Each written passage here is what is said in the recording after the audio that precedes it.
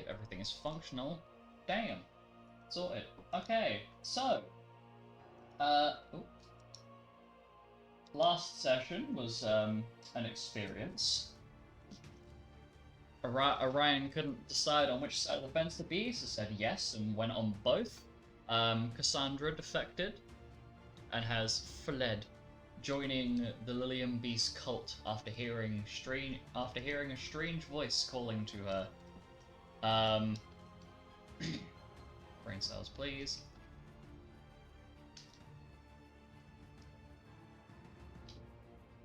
And we had left off at the end of the night that everything went down. Oh yeah, right. The group also got to audibly experience Seren Pass and Renvers for the first time. So that was a neat. Was a neat. That was a neat slice too. So we start today on the 2nd of October, 56 AR. It has been a rough night, to say the least. A lot of shit's happened in a very small space of time. Having the lovely joys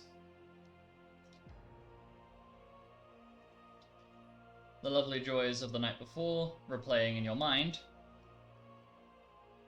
several times over, having to basically deal with a lot in a very small space.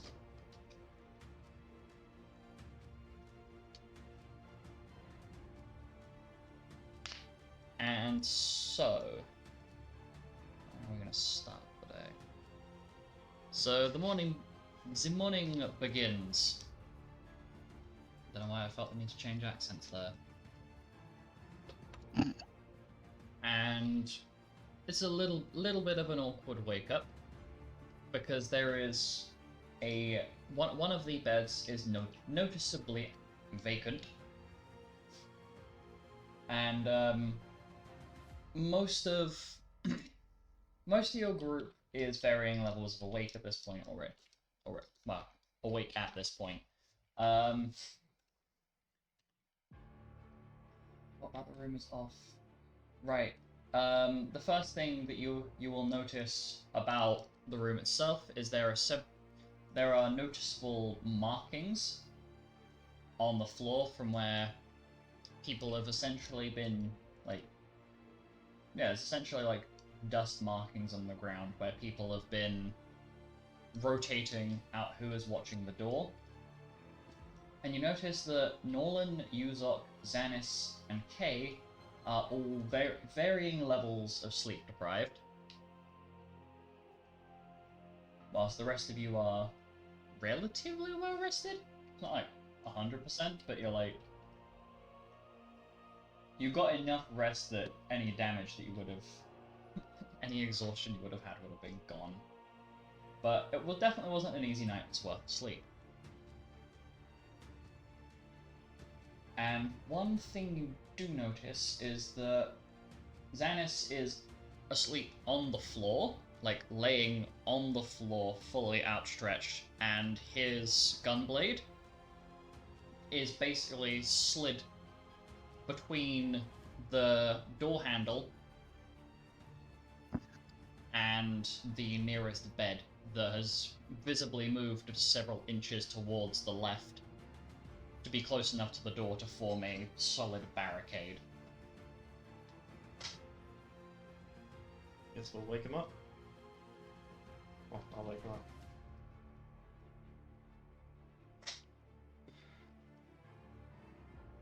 So, you wake up Xanis, and he yawns, takes the gunblade out of the door handle, and sheathes it back round his waist. Morning, buddy. How you holding up?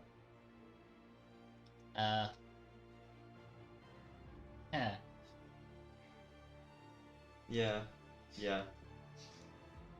And Xanis just has an awkward expression on his face. Never gets any easier.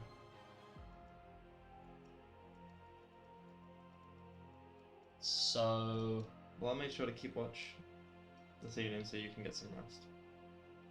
Xanis lets a little chuckle out. Oh, it's nothing important. Just weren't too sure if they had actually vacated or not. So Yeah, no, I get that. But I'm pretty sure that was supposed to be a show of force,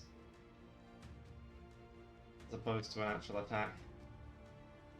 As fucked up as that sounds.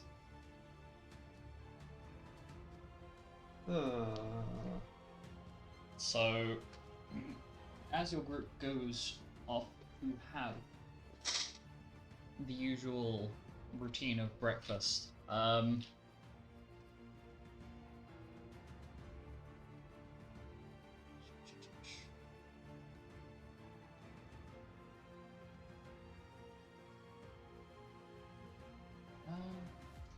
start with this.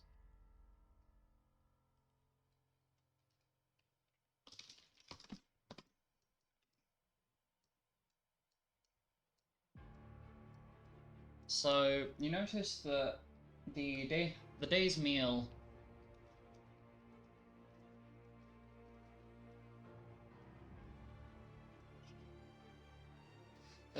has been basically cooked and left out rather than being served up as it usually would, as where either Lupus or one of the other guild members have.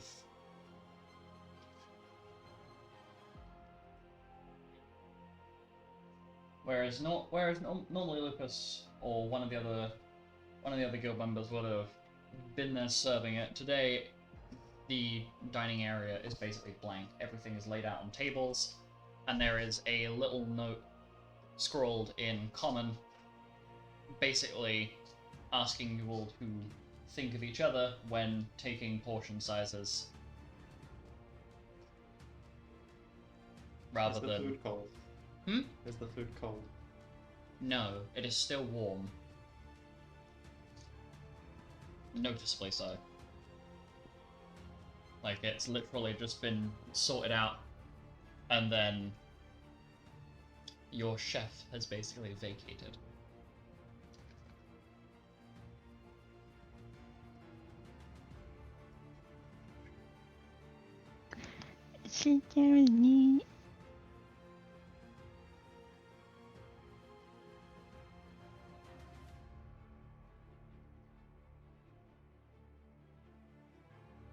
Well, good morning, everybody.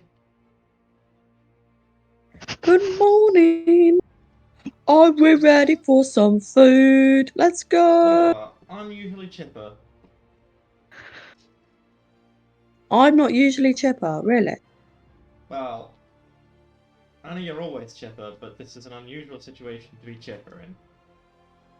Well, I'm just like excited about some food. What can I say? Are you not hungry? I mean, yeah.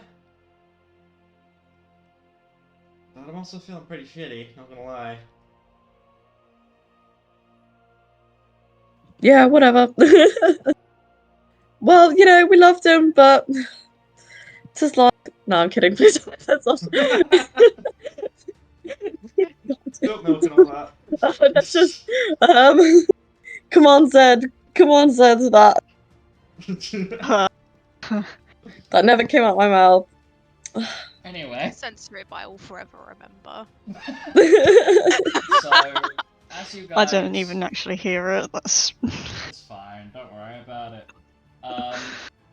So as you guys are setting up for the day,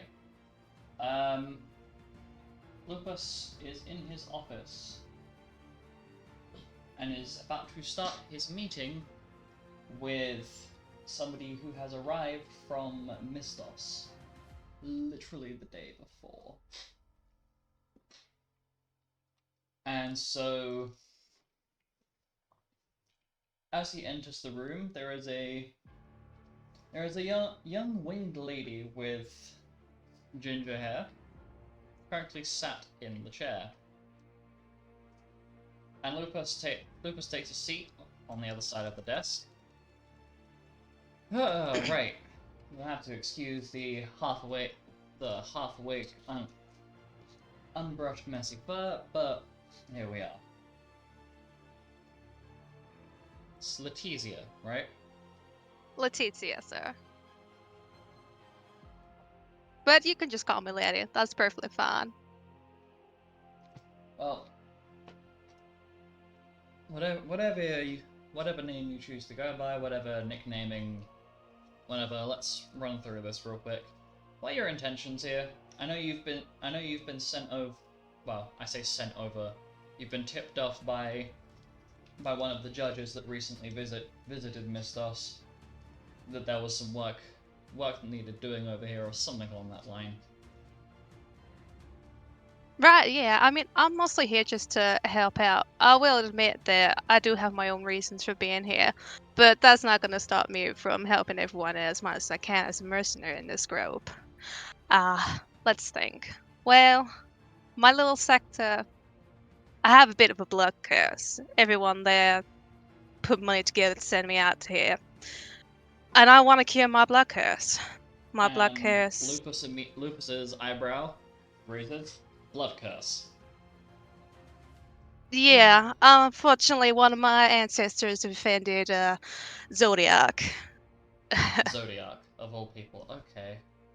Right. Yeah, So, a let me long time guess. ago. You're here under the expectation that you are going to get cured by some sort of miracle.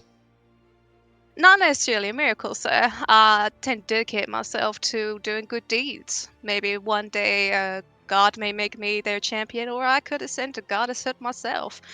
But I just want to do anything that I can to help people and make people back home proud of me. And it's the moment you mention either becoming a champion of a god / goddess or ascending to godhood yourself is where you have a surprisingly piercing scowl focused directly on you. Right. And how exactly do you intend to ascend or attain this championship? By doing good deeds. You know, that's basically it. My whole existence has always been helping people, and maybe one day God might take a bit of pity on me. And Letizia, at this point, you notice that the Sleeping Wolves Guildmaster who is sitting across from you, his eyes change colour, and it feels as though something is basically glaring through your existence and examining every fibre and seam of your soul. And it's one of those glares that not only kind of bores through you, but you can't look away from. Like something is holding your focus. Before his eyes return to their usual yellowish colour. Right, well, you don't seem to be lying, so simple enough.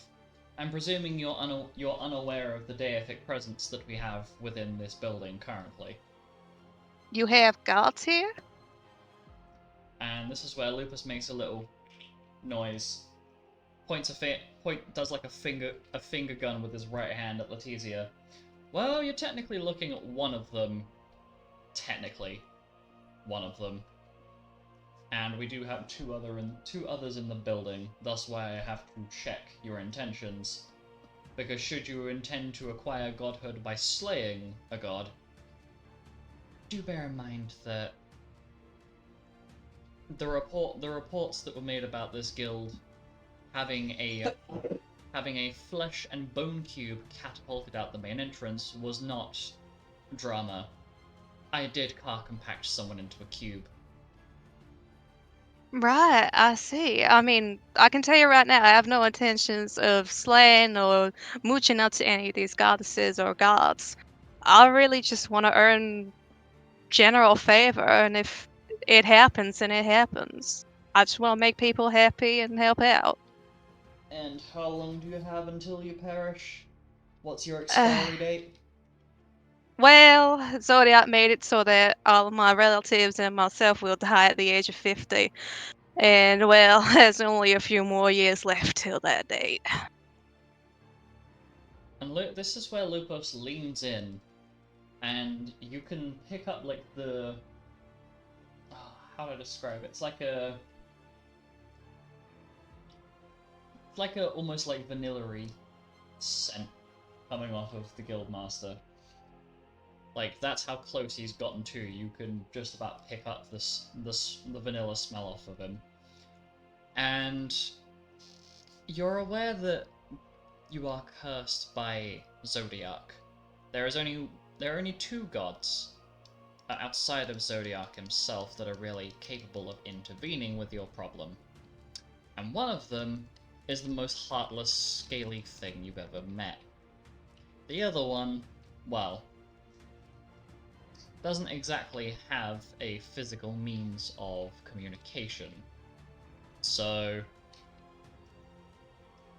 help out with this potentially world-ending problem that this guild has been dealing with, and I'll see if I can't pull a few strings for you. That, or I can just let you figure it out yourself, and more than likely end up 6 foot under in a cardboard box.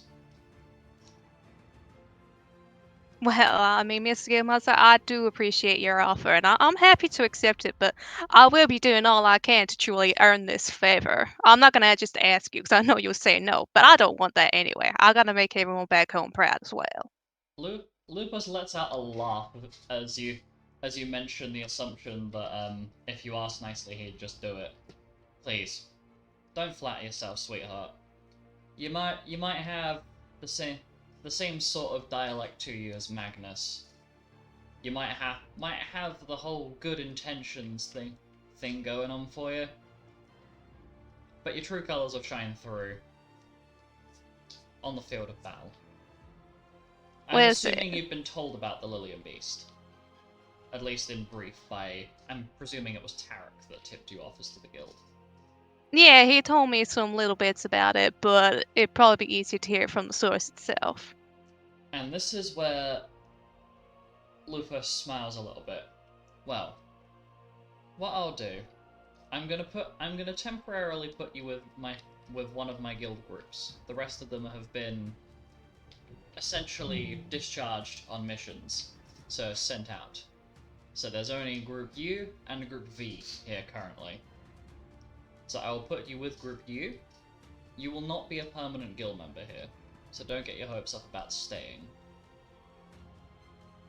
But That's perfectly fine by me, sir. just bear in mind that we've recently had somebody perish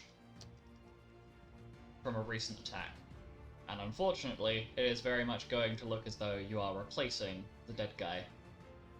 And this is where Lupus slides a sketch of Orion onto the table. I'm presuming you have no idea who the fuck this is. I can't say I recognize him. Are you familiar with the surname of Rosewood or Elmden? I think I might have heard of him somewhere. The little girl back in the sector enjoys books, so I'm sure maybe it's on one of those. Well, simply put, one of them is a scholar of Great Huda, who's currently researching into how magic itself functions, and is also looking into the functions of deific magics. The other, well, let's just say that she's taken up the mantle of an educator. Edith Rosewood may be a somewhat familiar name, considering her prior attachments to Mistos. It does seem to ring a little bit of a bell now that you said her full name. Well, this young man whose image is on the table is the brother-in-law of her. He's the one who died recently. Oh. I'm sorry to hear that. Not as sorry as you will be to find out that the people that took this man's life are more than capable of taking yours as well. if you are not cautious or thoughtful. So bear in mind that essentially what you are doing by joining up is you're potentially signing the warrant for your own death should we fail. Well, I think Zodiac got there before you and everyone else, so I'll do what I can. Lupus smiles. Well, better to have 50 years than 40, if you understand what I'm saying. Of course.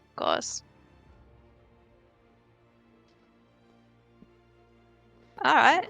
I think I can just about get along, but if you have any advice for me, I'd be more than willing to hear it. Don't be an asshole. Lupus smiles. Simply put, the guy literally died last night. His Oh. remains are within the building still, currently being inspected for any sort of curse or debilitating spell or trap of any kind before he is sent off to be dealt with. We'll put it that way. So, it's quite a recent wound, so try not to press any further than is necessary. Of course. And 101, don't piss me off, or I'll be more than happy to put you in that cardboard box. Duly noted, sir. Well, thank you for the opportunity, and I hold my hand out to, like, handshake. And Lupus is not going to take that hand, but is instead going to basically give a thumbs up. I return the thumbs up.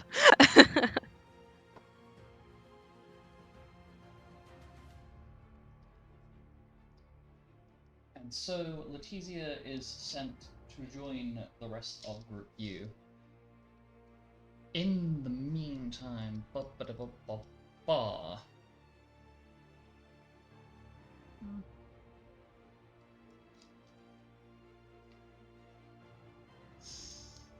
okay. Marianne. Yes.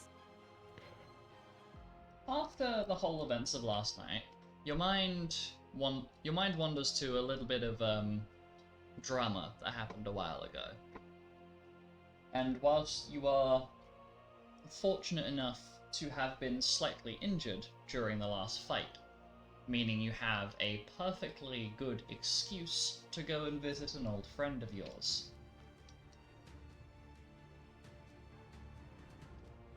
And so, Astra? yes, Or you end up going to Lupus. find Okay. Astra, who is currently in one of the gardens.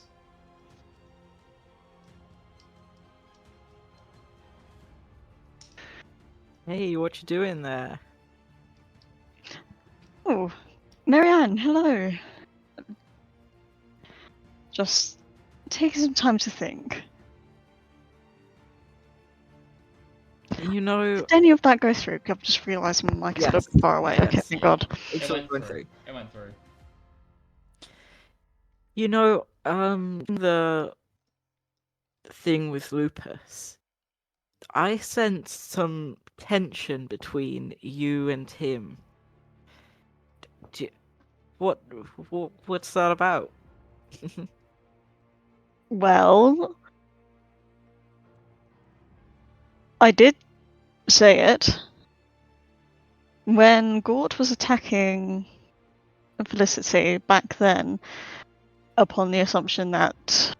Oh, what even was it? She was the evil that we were fighting now.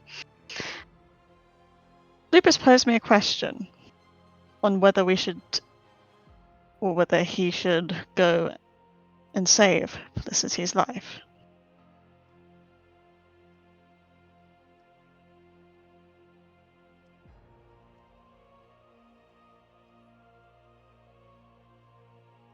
Is that all? It's just what happened back then? Things build on top of other things. And resenting him for 30 years also doesn't help.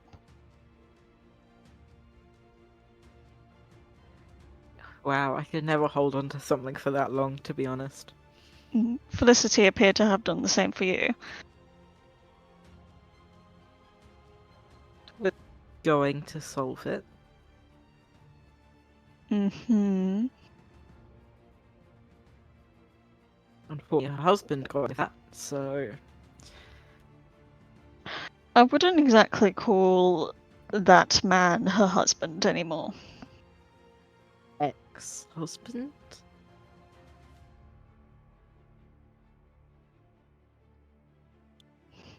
Sure, we'll go with that. Well, if it weren't for him, we might have. If it I'd weren't- let go of it long ago. So Yes, but Felicity's short-sightedness often clouded most of her decisions. very true.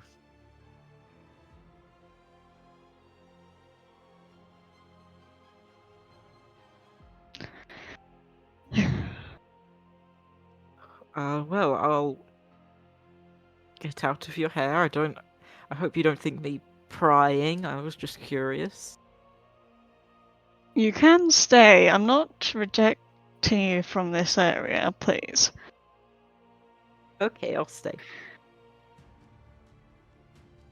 I can elaborate more, but honestly, it is the tension between Lupus and I is built on years of resentment. That wasn't exactly cleared up. Is there anything I can do to help? No. No. The offer is kind, but that is something that we would have to sort out for ourselves. Very true. I hope you manage to soon. I know he can be difficult sometimes. Sometimes. Yeah. Extremely. I mean, we had to fight him just to get that bit of information out. Not just the So- information, but also for his cooperation in the entire endeavor with the Red Very Page true. heirloom. So whenever you figure out how to solve it between you and him, I hope it doesn't involve you two fighting. Because I don't want to. Sure, I'd like to punch him again, but a full-out fight, you've got to be hit back. a full-out brawl between us, I'm not really interested at this point in time. I mean, if both of you not holding back fought, you could probably destroy half the continent.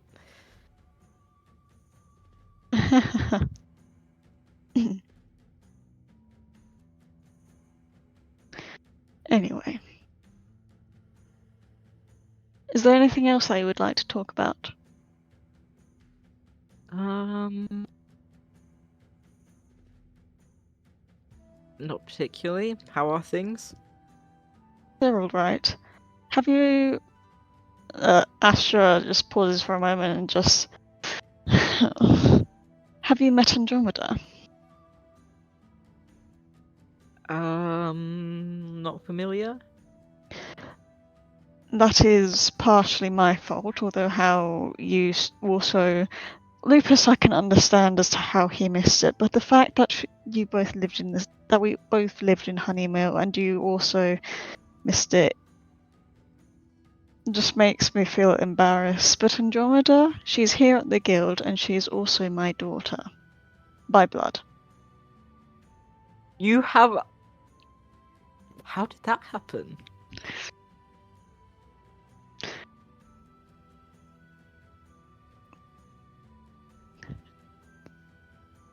Yes. Yes, okay. It When... happened 46 years ago.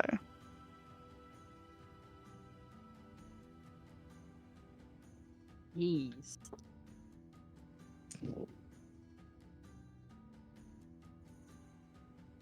Where have you been hiding her? Literally, I wasn't even hiding her. How did I never... Oh my god. Is there a lot of How you didn't even connect it?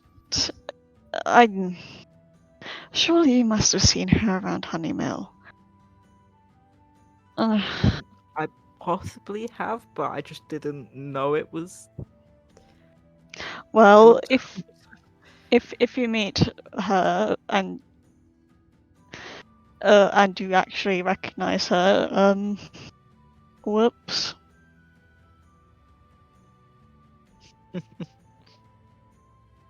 Well, please know I'm secret children. You don't have any surprises for me, do you? Mm, the bears? No, that's not surprising. You've met them.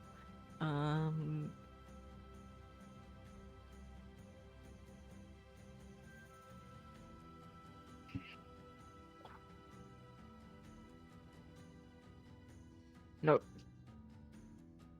No surprises. Okay, thank goodness. Because if you suddenly had a surprise child, I think Lupus would also be on your case.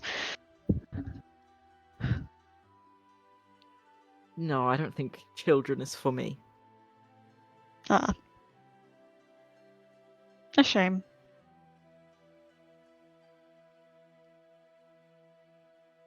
It's fine. I have the whole guild that I am the mother of. True, true.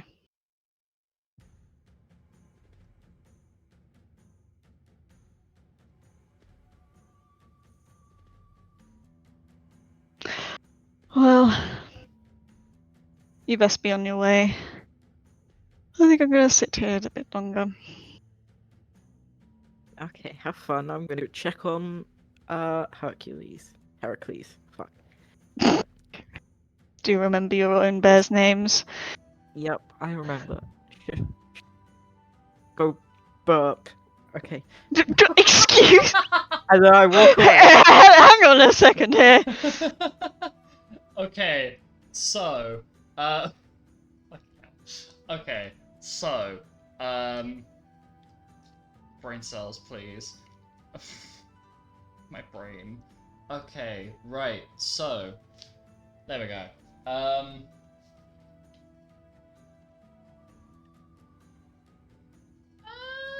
brain! My brain is having a moment. Right, yes. So. I'm gonna go look for Andromeda. Marianne goes off to find Andromeda. Meanwhile, Group U, you have returned to your room for a brief period, as requested by the Guildmaster. And there is a knock on the door, and in steps a completely unfamiliar face. Who the hell are you? State your business. Is that me? Yes. Fucking course it is. I'm actually gonna pull my sword. I'm gonna pull my sword out. A complete stranger walks into the room. Hmm. Is it You've got 5 seconds No, to state your it's business before I me. slit your I've got throat. a new character. Nolan, me? as Quentin gets a little bit more aggressive, he is going to find a rather strong pair of hands grabbing him by the ears. Ow, ow. Ow, ow, ow. For love of fucking God, you're going to calm your ass. I'm going to kick it. And then Nolan is going to let go of. Don't you mean or? Hmm? Oh, I'm gonna get kicked, don't I? And this is the point where you can hear. No, because DM didn't say or I'm going to kick it. He said, calm your ass. I'm going to kick it. Yes, and this is the point where you can hear Nolan's hoofed feet tapping on the floor, in a rather annoyed manner. I'm sorry. I'm just a little jumpy, alright? I don't give a flying fuck how jumpy you are. You're a fucking rabbit. You're supposed to be jumpy. Now calm your ass. I will So, fucking kick you. hello. What is your name? I'm Alice. That one's Penton. Hello. That was Nolan. Alec. Yeah. I'm just picturing Alice as pointing at every member of the room, which, to be fair, is actually a really useful way of doing it. So, Yeah. just Letizia, you're getting a first-hand introduction to everybody via Alice. Right. I mean, it's nice to meet all of you. My name's Letizia, but you can just call me Letty if you prefer. I've just been speaking to the. Right. Okay. I wasn't expecting that. If you need help with some burps, I'm more than happy to give you pats on the back, like a Sure. baby. Don't. No. Please. Where are Just you What are yourselves. you- from? You have a wild accent that I, don't really understand. Uh, I'm from Estos, like little sector of Zodiac. Really? Yeah, there's only about like 15 people where in my little sector, so you could probably just walk through it and you wouldn't even know. It's not even on the map. Yeah, okay. Very interesting. So, um, I, dare I ask if you're joining the party? Well, I'm Um, only a temporary member, more like a mercenary, as the guildmaster explained to me. I will be uh, helping out a group of you, so if there's anything that you need assistance with, I'm more than happy to help out. yeah, do you just, do you want to heal some broken hearts? What? Some broken hearts? Well, okay, maybe you don't know, but yeah, we lost a dear friend close to our hearts. Not quite long, quite recently, and wow, this is very nice of you to have just been like thrown in as a replacement. Okay, no hard feelings at all. Yeah, Well, Wow. I hope we're you don't consider me as a replacement as such. Well, I just no, want to I help kind of do. out. Right. Well, I Alice. hope to be able to help as much as I can. Xanis is going to have stood up from his bed, is going to walk over to Alice and stare her directly in the eyes. Are She's you kidding, Xana? We lose literally a fellow friend. I watched them get split in two. We're all there. And now we got someone else walking in going, yeehaw, howdy cowboy from Mistos, going, uh, this is crazy.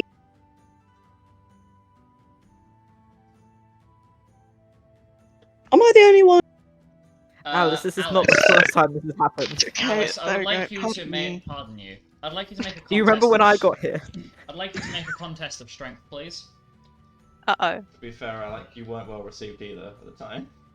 Yeah, true. Alec, you got the same treatment. Yeah, I basically let Nowhere you near as kidnap bad. Mira. Mira just went, yeah, oh my god, the person that used to always be in that time! Anyway, Alice, strength check, please. Just a strength check, Just a yeah? straight up strength check. So, D20 plus your strength modifier.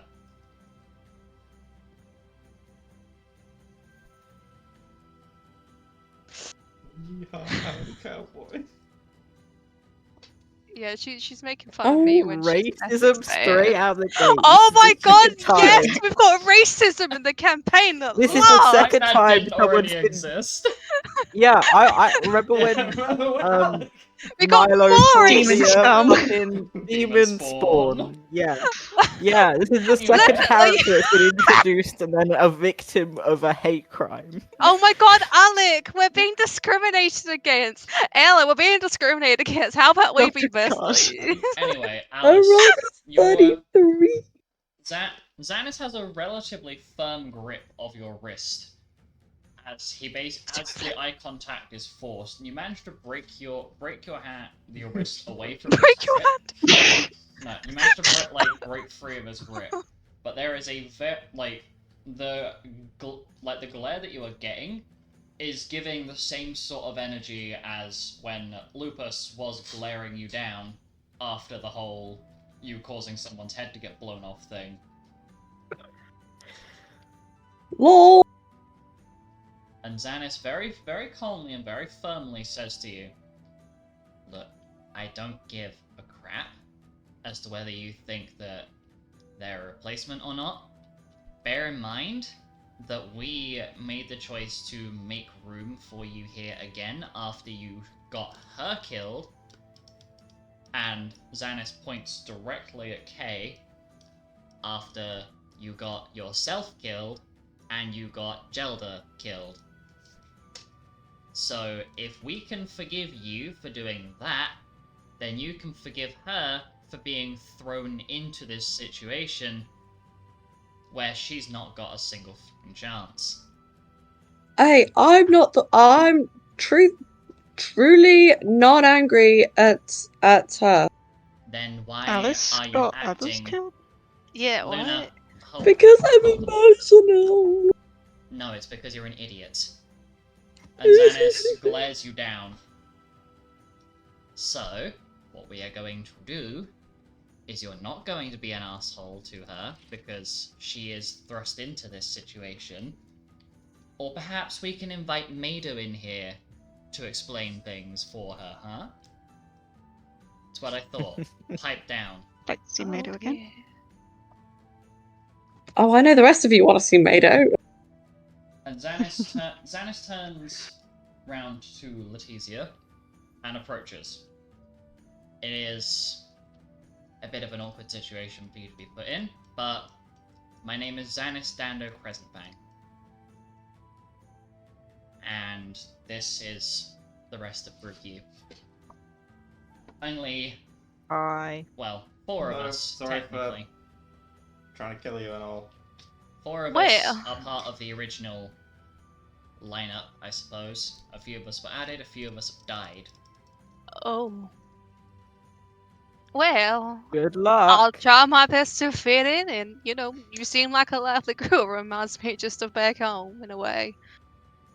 And Xanis, you notice that Xanis's expression is reminding you of someone that you've met earlier in the day, but you can't quite put your finger on it. But there is definitely a reminiscence. Anyway, let me take a real quick run through of this group. You have Alec. He's our time mage. He's also a bit of a chaotic pain in the backside, but we love him for it. We have Alice. Do we? Lots of brawn, lots of charisma. Still working on the brains, but we're getting there. This is Aurelus, and Xanis tilts his head slightly towards Letizia. He's with him. They're kinda... And Xanis is making hand Oh. gestures to give you the implication that they are together. Right, well, that's quite nice of them. I'm not judging.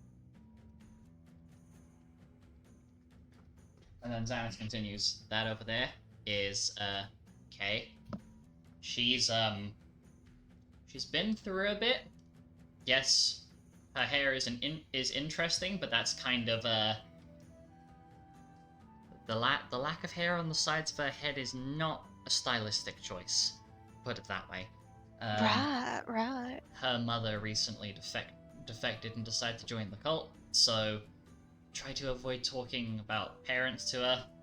And We'll take note of that. Kay is too busy reading a book to really be paying attention to the situation. You're just announcing, oversharing everything. He is Every giving. little He thing is, about the group. he is audibly giving this rough summary out loud, to some extent. Xanis is basically introducing everybody as a very simplistic way for Letizia to have some sort of ground to work from. But the moment that Xanis mentions anything about Kay is not paying attention, she's busy reading. She's the only person who did not react to the door opening at all. This is Luna. She's also relatively recent. One of our previous guild members left, and she joined us. She's been quite an experience. Yeah, she gets on well with me. And Yuzok puts his hand up. Yes, that's my close friend. Oh. Significant Just- close friend. I do the hand signals when he mentions Yuzok. And same Xanis thing. just nods aggressively in agreement. Yeah. Well, I think it's lovely that you two have got a little thing Significant going on. This is Nolan. He's very loud when he wants to be, but he's great. We For it. we recruited him on one of our missions, and he's good friends with the guild master. And then we had Penton. He's and Xanis is a lot of Come words. to meet you. On I Hammer. apologize for nearly killing you. That's alright, Had a I lot happen understand. last night. He's a little bit of a hoe as well, so. Oh, forewarning. is he? Well, don't Be worry. nice about Penton. Xanis's head whips back to Alice. Like you you don't know know me, that pal. firsthand, Missy. Oh, so she and him, they were. It's a whole mess, but yeah, Right, okay, got it. there's a lot of confusing bits and pieces, but It's alright, we're cool now. They're cool. Okay, good. That's good. yeah, you should have seen the state of yeah, things are a bit of a mess for a bit, but it's all good. Perhaps Okay, that's important. perhaps you'd like to be shown around by Nolan for a little bit. Well, if you wouldn't mind, Nolan, I deeply appreciate it. Well, I don't fucking understand why I'm getting volunteered, but I suppose so. Coming in last. Time to go and experience the wonders of a building. Fantastic. I do love looking around buildings. And so, after, you guys had a short, 5-10 minutes of interacting together and just basically sharing basic surface level information about each other together before Letizia and Nolan exit the room on a grand tour of the place. So what do we think? Who are you asking this to? Everybody. There's only 2 people have left the room. Xanis just shrugs. Uzok still looks like his brain is still trying to process the whole situation. I think that was as messy as when I first got here. So I mean, nobody tried to murder you outright. I mean, you They might didn't have really been try to murder her. thinking You just about it. Well, no, got a bit I- aggro. No, out of character, I literally put my sword basically to her throat. Oh, fuck. You did. That was Because bad. the last complete stranger that we'd never met before tore one of us in half. Aurelius is gonna look Mhm. over at Penton. Are you quite alright there? I'm just a little jumpy, is all. Yeah, noticeably so. Do you want to tone back the murder a bit, or do you want to chop his head off? Oh, sorry, chop her head off. And Aurelius- looks gingerly at Alice. Aurelius basically is looking at Alice with a little smile on his face. See now he's being just as bad as you, or of what I was told you used to be like anyway. Okay, thanks for the slander, guys. I'm getting better. Aurelius sits there and chuckles. Yeah. Cool, play. It's called pulling you like love. Alright, about it. Anyway, I do believe that you and I have a little bit of weapon practice to deal with. You've got to get used to your heirloom, and I've got to figure out how the fuck this thing works. And Aurelius is going to basically detach the Jade Infinity Breaker from his belt and twirl it around in his hand a little bit. First one, there's a rotten egg. Or, sorry, last one, there's a rotten egg.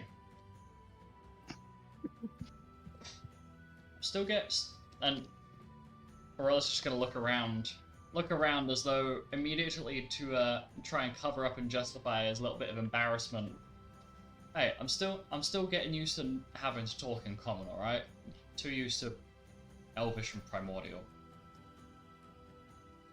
Anyway, come on. And Alice has already zoomed. And Aurelius lets out a rather frustrated, "Hey, not fair!" And the two of them have left the room.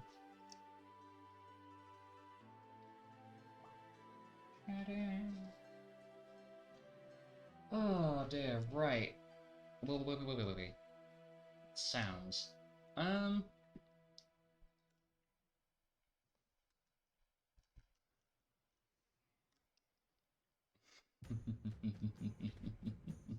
So, Andromeda, you've been relaxing and resting in the library, having had a little chit chat with Calatrix earlier in the day. She's currently being checked over once again by Lupus, who has been very interested in what abilities she is not capable.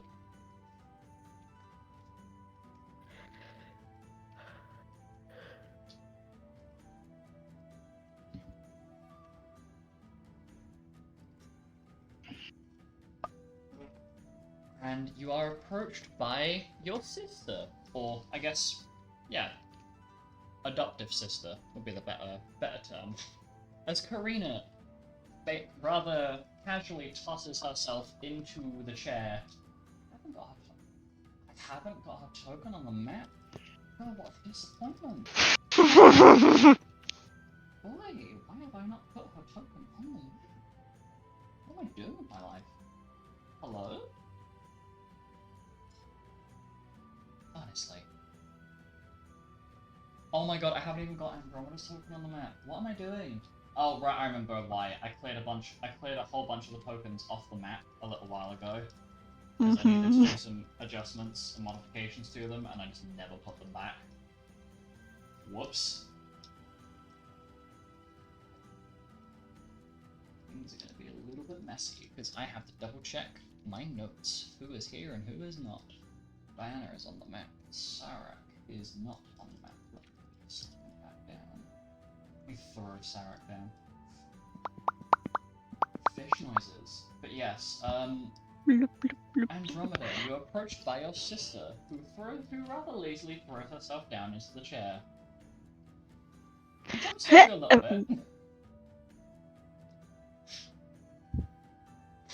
bit. Hey there. Well, What's up, sis?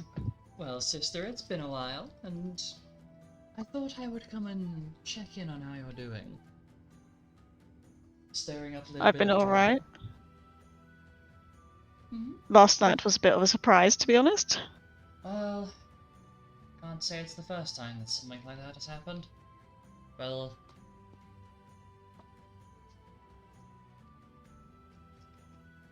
simply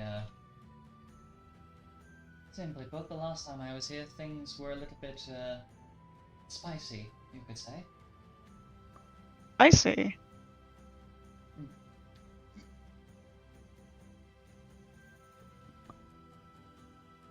Well, yes, simply put, there were a few, complications with the whole, my sons were causing a little bit of a ruckus, or I suppose son, because one of them perished recently, a few months ago. It was quite heartbreaking, but I have recently had news relating to that.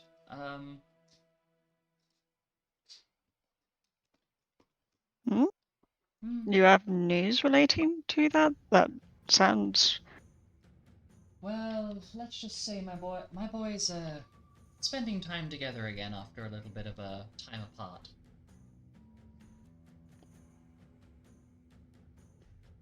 And Karina nudges Andromeda to kind of get the point across.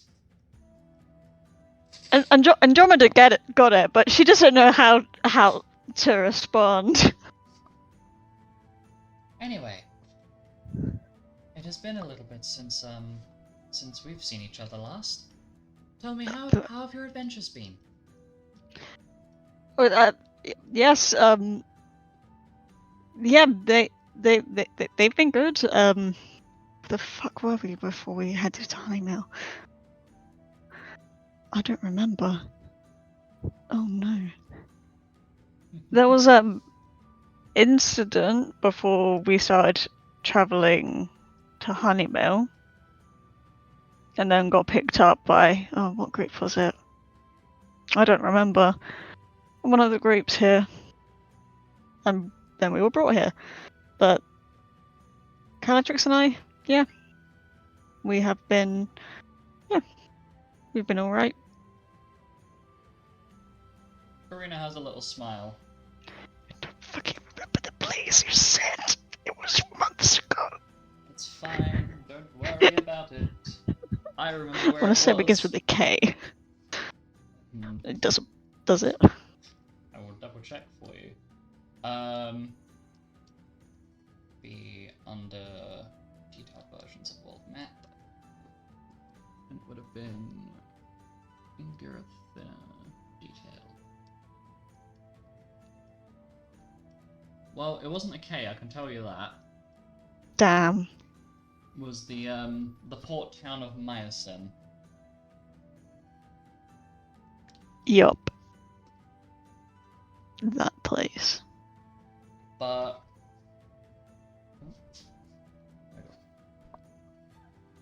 Karina takes a moment.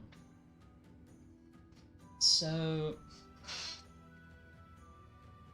how have you been finding it being back in a... I guess being in one place rather than travelling every morning? Having a slightly comfier living now. I don't know, it's a little boring.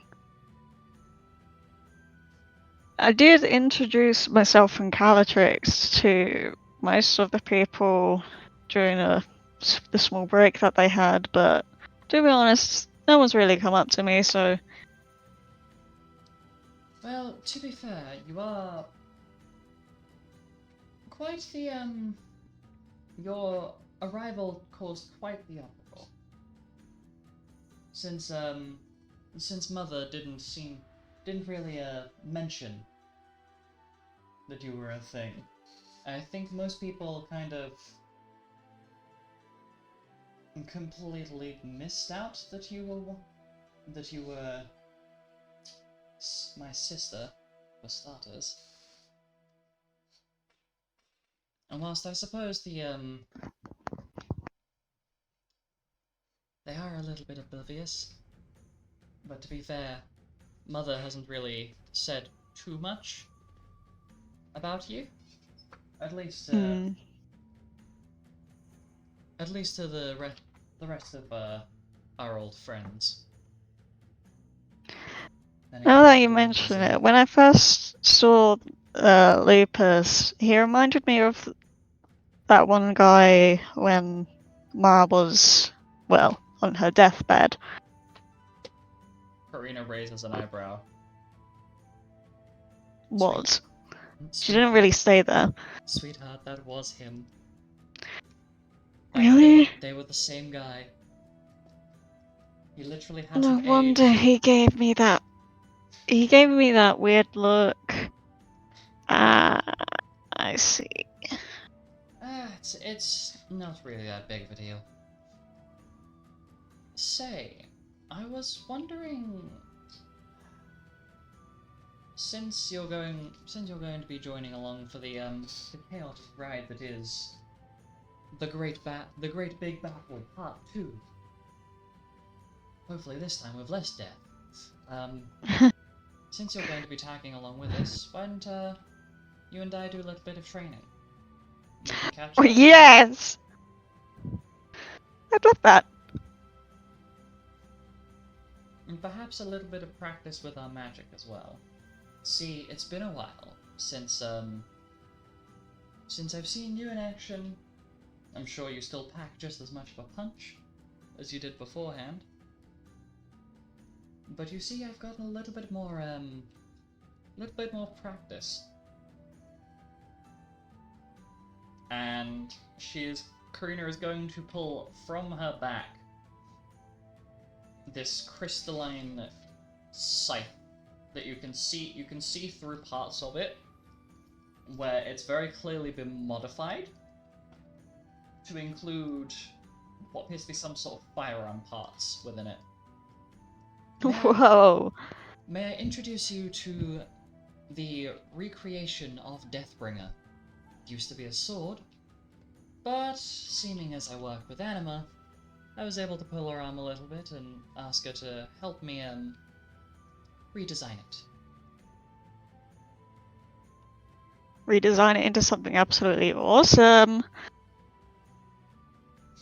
And Karina has a big grin on her face. Now then, why don't we see if one of their little sparring areas is available? Yeah. And so Karina and Andromeda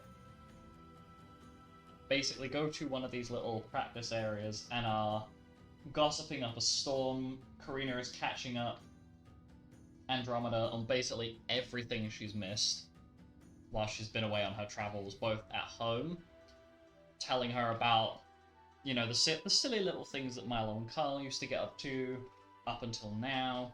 Twilight, just end sentence. How her and Casper are getting along, how their parents are getting along. All of this. And whilst this is occurring,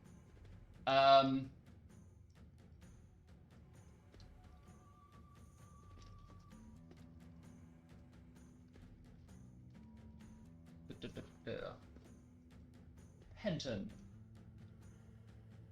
No, pardon me. Mm-hmm. There are a couple of people that you are debating the idea of having a conversation with. Which one's taking more priority in your mind? I guess that's okay.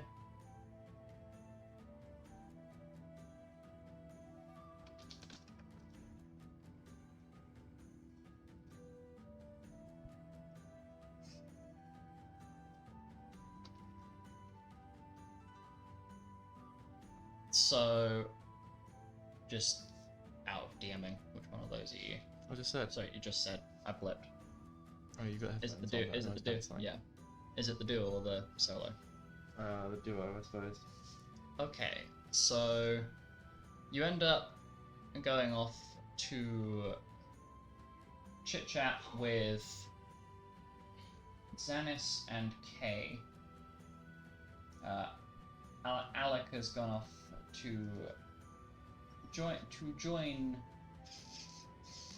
Alice and Aurelis, just to basically watch him. And then Luna and Yuzok have been, like, the two of them are going off to basically go foraging. Yeah, little foraging trip together to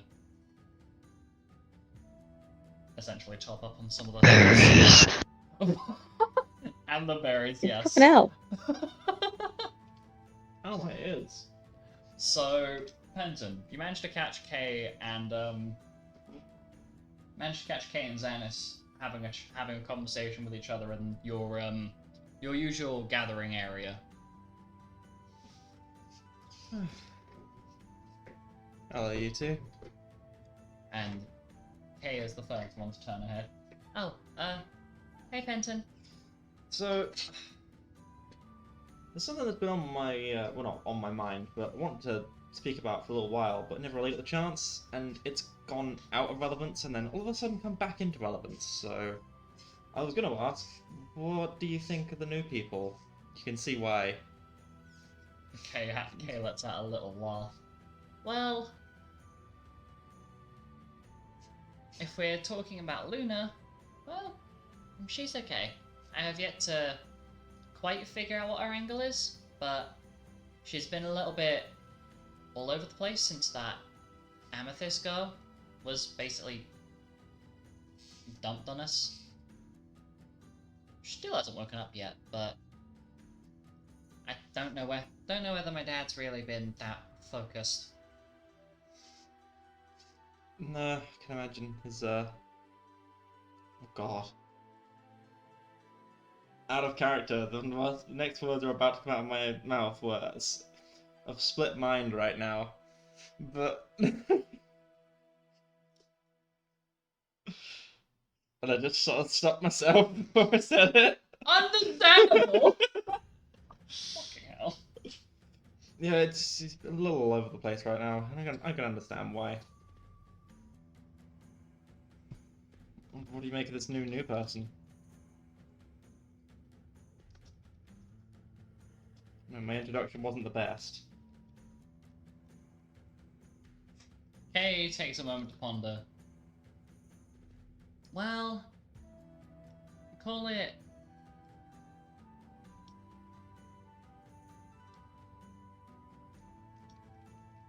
Like, I don't share the same feeling as Alice, in that it seems like a replacement, but I'm not 100% ready to trust, because it seems very strange that right after that happened, somebody else popped out of the woodwork the very next day. Kay shrugs. Well, you can't. Maybe it's because you're used to being in a group, and your history with running around with a gang, so you don't really have more people added in. But it's quite common with the guild, especially when they do recruitment drives. You get a lot of people turn up and then disappear and turn up and disappear. And from what my dad mentioned a couple of days ago, before things hit the fan, was the mention of they might have been hiring some extra help, at least to potentially guard the guild if all of us have to mobilize at once. Yeah, that's fair. We are running quite low at the moment. But she seems okay. Just very noticeable taint of a curse on her, but that could just be... A curse? Yeah, although that could just be the joys of being the White Sage, is seeing that sort of shit coming a mile away. What kind of curse? Okay, just shrugs. I didn't really get the chance to figure it out. I guess I'll ask her. Probably not the best idea. At some point. Not straight away. And Xanis pipes up, yeah, because you almost took off a little bit of the fucking skin off the surface of her neck, you dumbass. That... I'm not even gonna let you try and justify that one. Ah yes, the smooth, charismatic rabbit man who somehow managed to put the moves on my Papa Wolf is the first person to crack like a fucking ice sculpture under pressure the moment that somebody enters a room. Somebody completely unfamiliar who's not been in the guild before, and we had no idea that they existed, and then suddenly they were there. A lot of people I had no idea that existed, and suddenly were there, holding two parts of a person. And Xanis is just gonna look completely blank at the mention of this. Okay, but if there was a hostile force within the guild, you don't think that Papa Wolf and Papa Fox would have put stuff up to warn us in advance? Like, my guy, have some faith in the people that are covering your ass.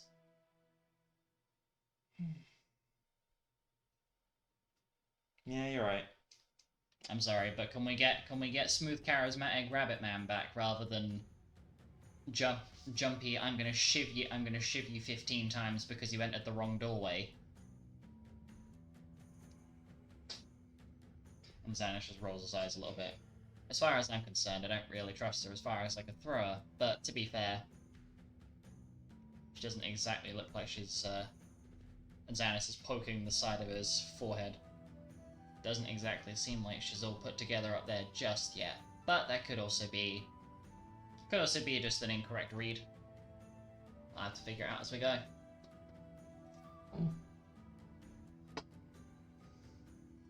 Yeah, fair enough. Just out of curiosity... Oh, you didn't sleep, did you? Never mind. Xanis raises his eyebrows. I had a dream last night. And Kay turns her head towards Penton with a very knowing look on her face. The same sort of face as, you know, when like someone's about to come clean about something that somebody else has already figured out beforehand? She's got that expression on her face. Yeah, Xanis pipes up.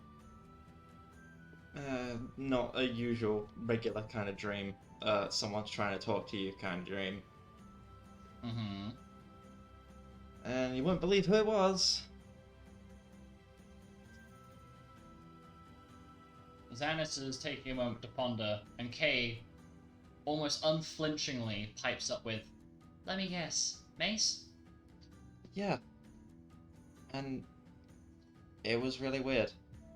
He was like I knew him before, rather than what he has been now. And I don't know how to feel about that. And he told me the reason why he was after me in the first place, and about the Helm's hunger problem, which we've found out about since. Uh-huh. And I found out why he went mad, and I don't know, my head's spinning. Well...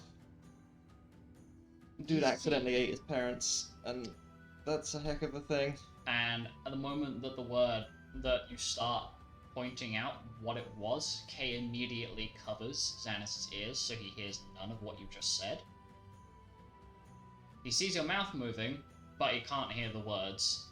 And Kay immediately looks at Penton with a very harsh expression. "If you could not come out with that. I get it, but company? And the right situation, please." Yeah. I do believe, though, that this information's kind of something I'm already aware of. You what? You gonna fucking come over or what? Mr. Edgelord standing in the corner? And this is where Unk basically wanders out of the shadows. Oh, hello. Yep. Is there any particular reason you're calling me over? Mace told me that you were right, and he wants to give ratification a go. Don't really fully get what he means. Unk just lets out a very low, very heartless sounding laugh. That you notice something glitches with his vocal cords, so it's this really creepy, glitchy sounding laugh. Before he regains his composure. Right, of course. Well, when we figure out where he is, I'll be sure to do that. Alrighty. And Kay pipes up. "Well, you have more shit to teach me, so I'm gonna just..." And Kay reaches up, she grabs Unk by the arm, and basically starts dragging him, and you can just hear this fucking screeching noise as Unk's heels just basically kind of digging into the floor a little bit, and Kay is just pulling this man along, leaving you with Xanis.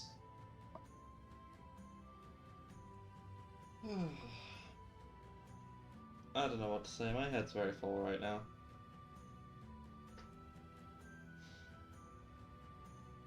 Xanis looks over to Penton. "Well, welcome to what's to come, I guess. If Papa Wolf was putting this off for so long, it's starting to make sense why.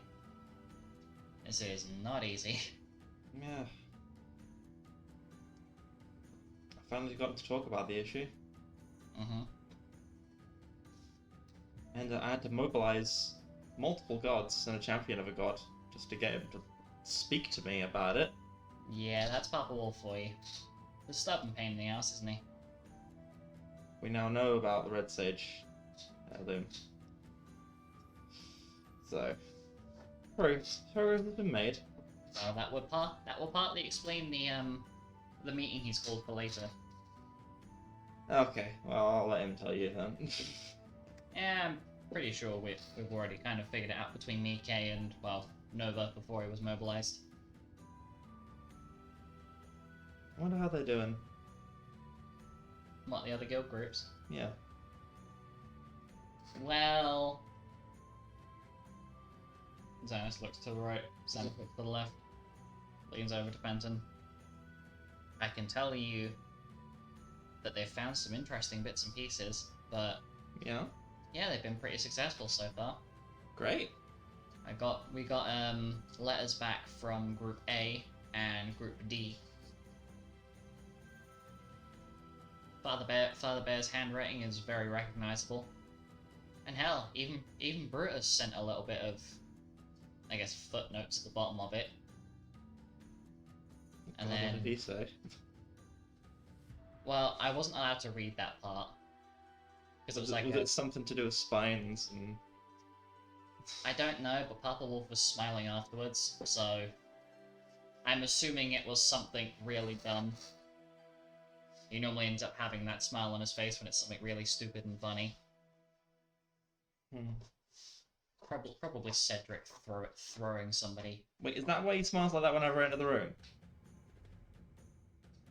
Do you think I'm stupid and funny? Xanis has a little smile on his face that's kind of reminiscent of the same smile that Lupus has.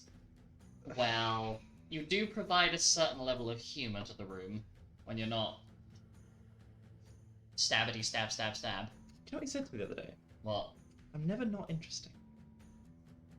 I Yeah, don't know how to feel about that. he says the same thing to Papa Wolf, or Papa Fox, and I guess to himself sometimes. Is it a compliment? Is it a? It feels like both. Xanis just nods. Yes. Right, it is both. Okay, duly noted.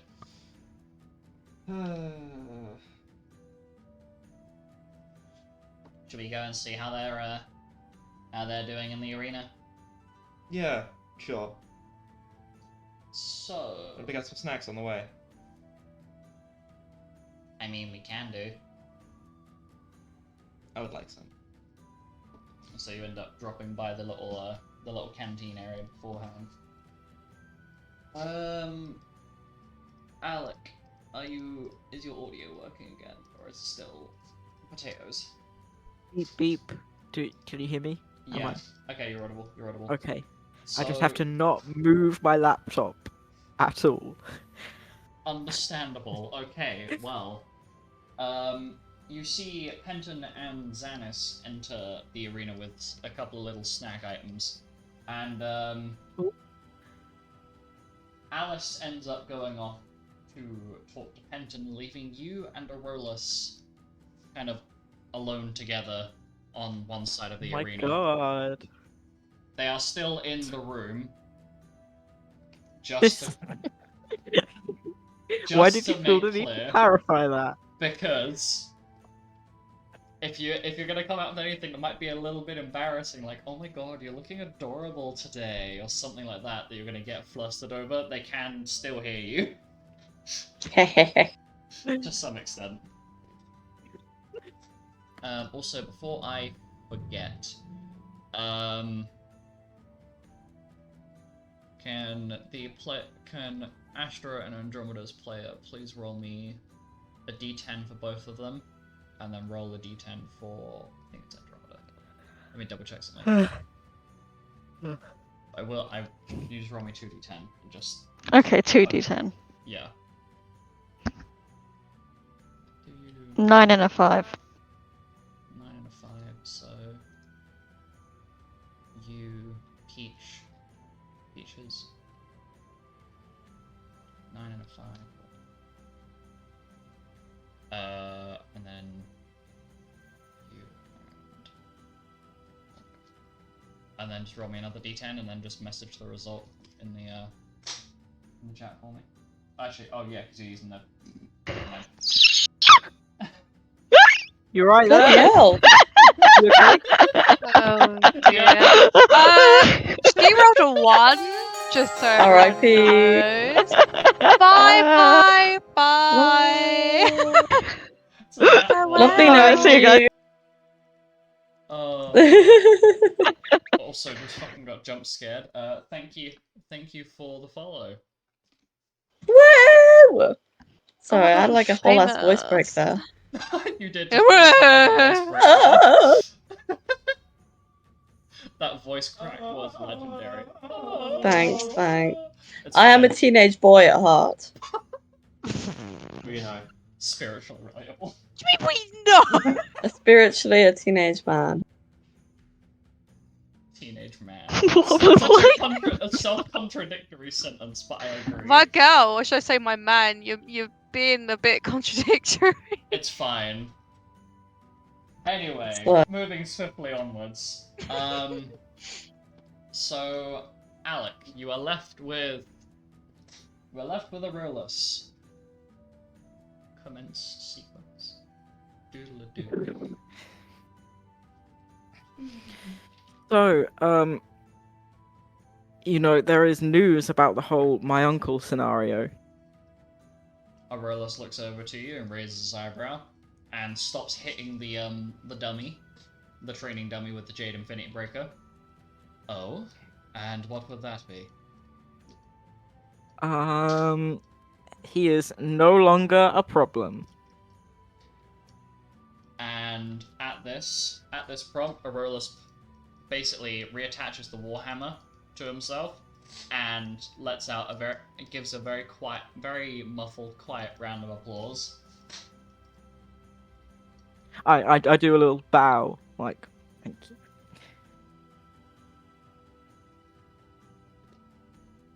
Yeah, that was it was crazy. Lupus took me to like the prison, and yeah, it was a guild master approved murder. Aurelus lets out a laugh. Well, I can't imagine that they would leave somebody as unhinged as that to, well, Karos authorities, considering that, from what I do know of Arcadia, having visited there briefly, they're not exactly the most thoughtful people, even with their judges. Tell me about it. Yeah, there were judges there, weirdly enough, but apparently they were cool. Aurelus fuck? seems a little confused, but seems to get it. Perhaps it's people on the inside, you know? I've been told that some places they do that.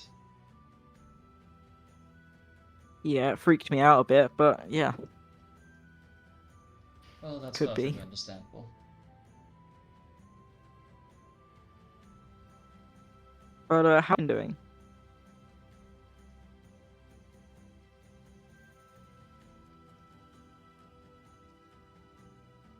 Aurelus takes a little bit to respond to that. Well,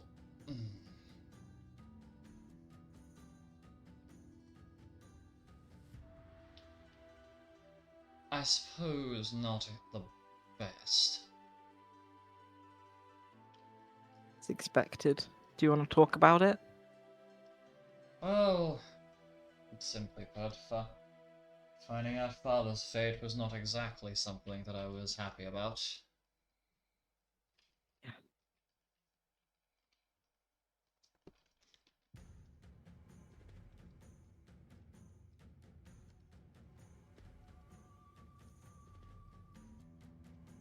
Well, if you ever do want to talk about things, you know where I am.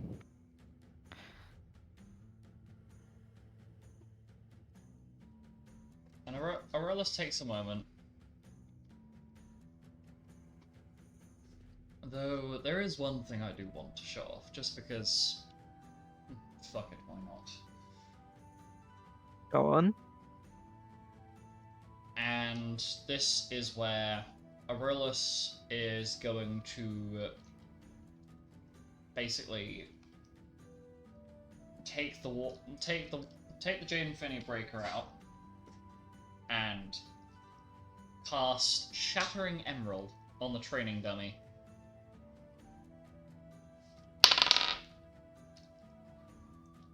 Okay. What does it do? I need to check the number. And That's it 3 does, billion damage. it does 80 points of non-elemental damage to the target.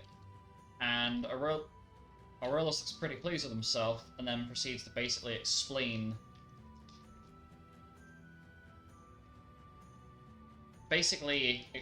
how it functions, and his recent discovery that he is capable of essentially, with the help of the Jade Infinity Breaker, his family's heirloom, he is able to make the enhancing spells that the group cast on themselves infinite in duration until the battle is over. So That's basically, cool as fuck. basically, to explain as DM, Aurelus has the capacity to essentially make all those buffs you like throwing on yourself, like glitter, infinite in duration. Wow. Like, Infinite Wait, all extra. all I feel buff. insulted. There are a few that do not get the benefits of that. Okay, I have Keisha. one in mind, and that is timeless body. It's not I heard technically a time buff. noddy. You would have Timeless to. body. Caster ignores all harmful and helpful effects, as well as becoming immune to all attacks and spells. Yeah, that has a 1 round duration, doesn't it? It's also chronomancy. Yeah. So does it not apply? Yeah, there are some spells. I believe it's certain chronomancy spells it does not apply to. But No. I Boo. can't backhand him then. I mean, Probably time stop also. yeah. Obviously, Backhand myself. I within stopped reason. time forever. There are some of them that it will not work on, obviously. But yeah, I Aurelus break seems, reality. Aurelus seems pretty pleased with himself.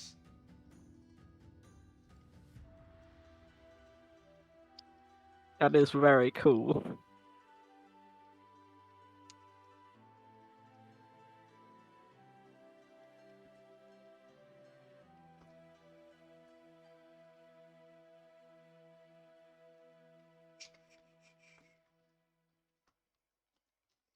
And as he looks over to Alec, there is one thing though.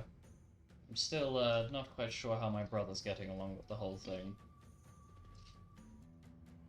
Yeah,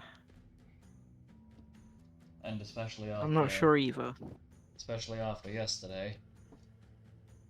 Seems as though tensions Yeah, that are was high. fucking weird. So don't go out at night on your own. Not that I was going to. Or at the very least, let's if we do end up going out into the town at any point, I'll make sure to leave the Jade Infinity Breaker with the Guildmaster. Although I will be bringing it with us when we go to Levias. Myself and Alice were talking about it earlier, about bringing our heirlooms with us. It's that, or leave them at the guild. And I've been told that apparently the Guildmaster's coming with us. No.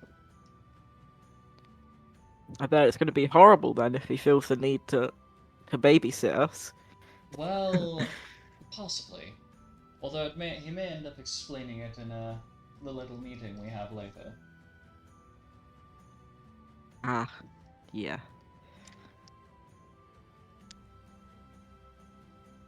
Well, let's hope it's just waiting somewhere for us to just pick up and leave. But I doubt it. Well, from what I'm aware, we're getting there via airship, and not one of the public ones, just in case we have to deal with any of the higher-ranking cultists whilst we're on our way there. Or, you know, the airship that we're on gets attacked by Miss Marlborough. Oh my god. Because that's a whole thing to unpack as well. Anyway, would you like to join me in beating the ever-loving crap out of this dummy? Totally. And so the two of you begin to throw hands with the dummy. Meanwhile, I'm gonna throw all my coolest new spells.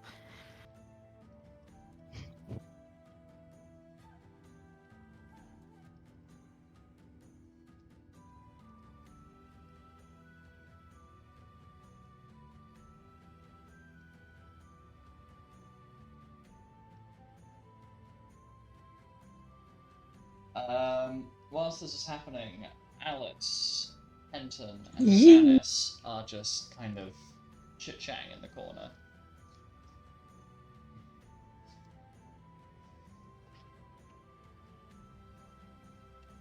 Well, Penton, how are you feeling after all the things that have happened in the past 24 hours, literally. Honestly, a little shook. Yourself? Yeah, yeah, definitely the same. I mean, oh gosh, I do feel bad now that I've come to my senses that, you know, I was a bit mean to Letizia, whatever her name is. Something along those Letizia. lines. She's in the room. She's just there. No, she's still being escorted around by Nolan. I figured she wasn't in Well- the room. Your first impression wasn't as bad as my first impression, because my first impression was almost the last impression, so... Well, I was right behind you. I would have backed you up all the way through, Penton. In a weird way, I appreciate that. I don't know.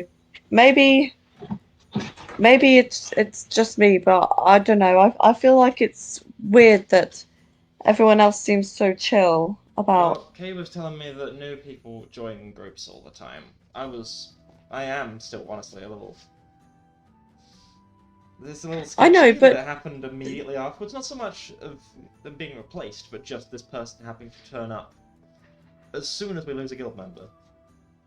I don't know. I feel like it seems really calculated, and I don't, you know, I don't know if Letizia is a good or bad person. I've been tricked in the past. Hey, you know, they aired out all my dirty laundry of, you know, me getting people killed because I trusted someone that I didn't know.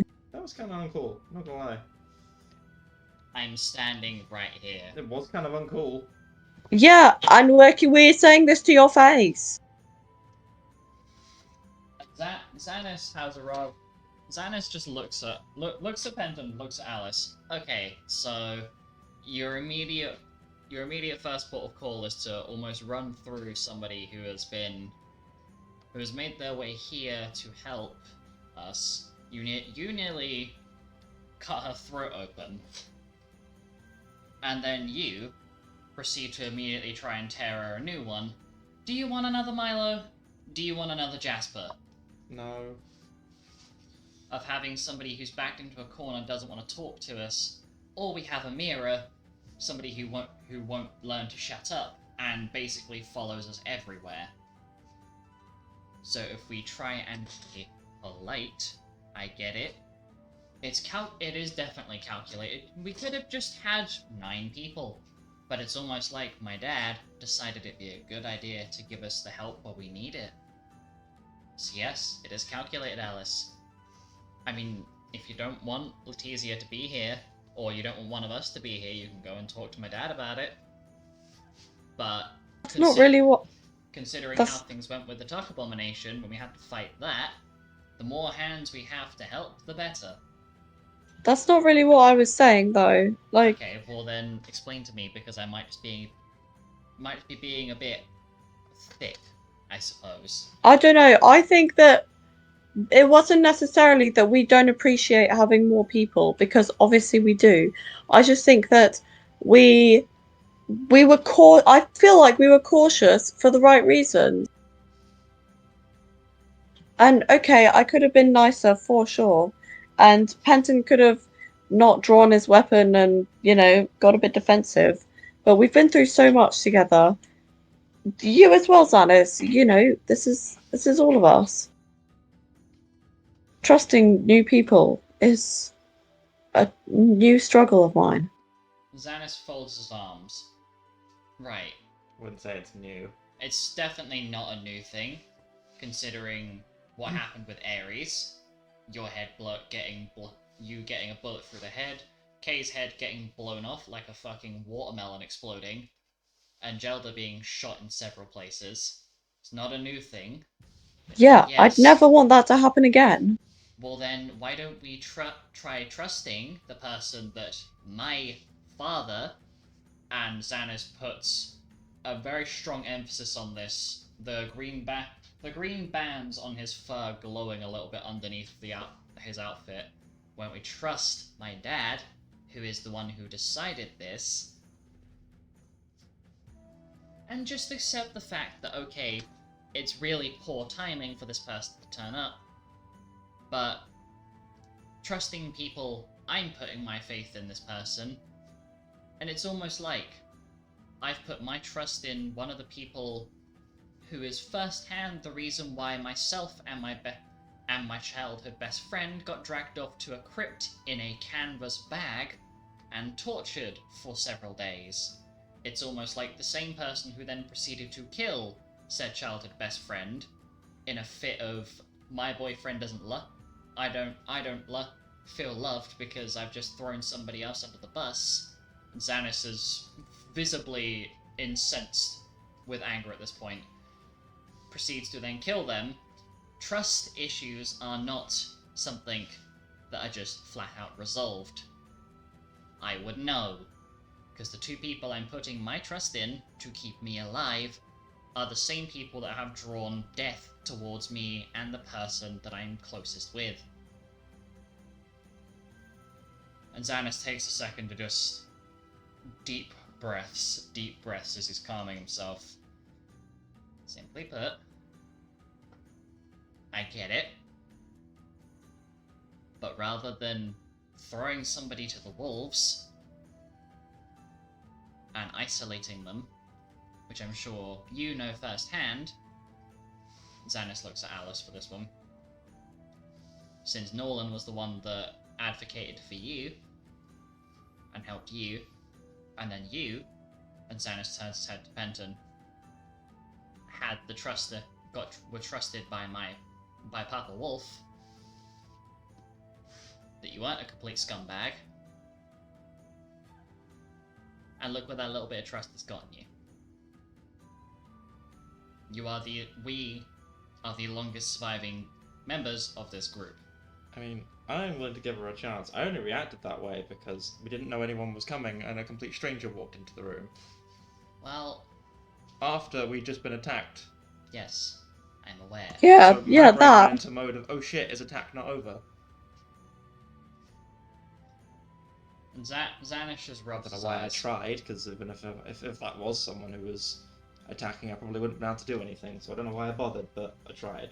Well, there's a reason why we all stayed up to keep an eye on that door to make sure things were fine. That's why I was asleep on the floor and barred the door with my favorite weapon, my only weapon.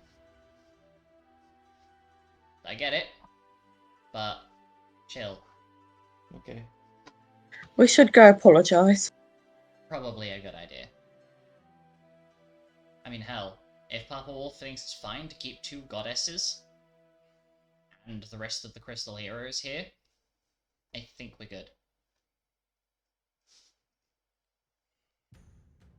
And it is at this point where Marianne, you end up finally managing to get hold of Lupus. Ooh, okay.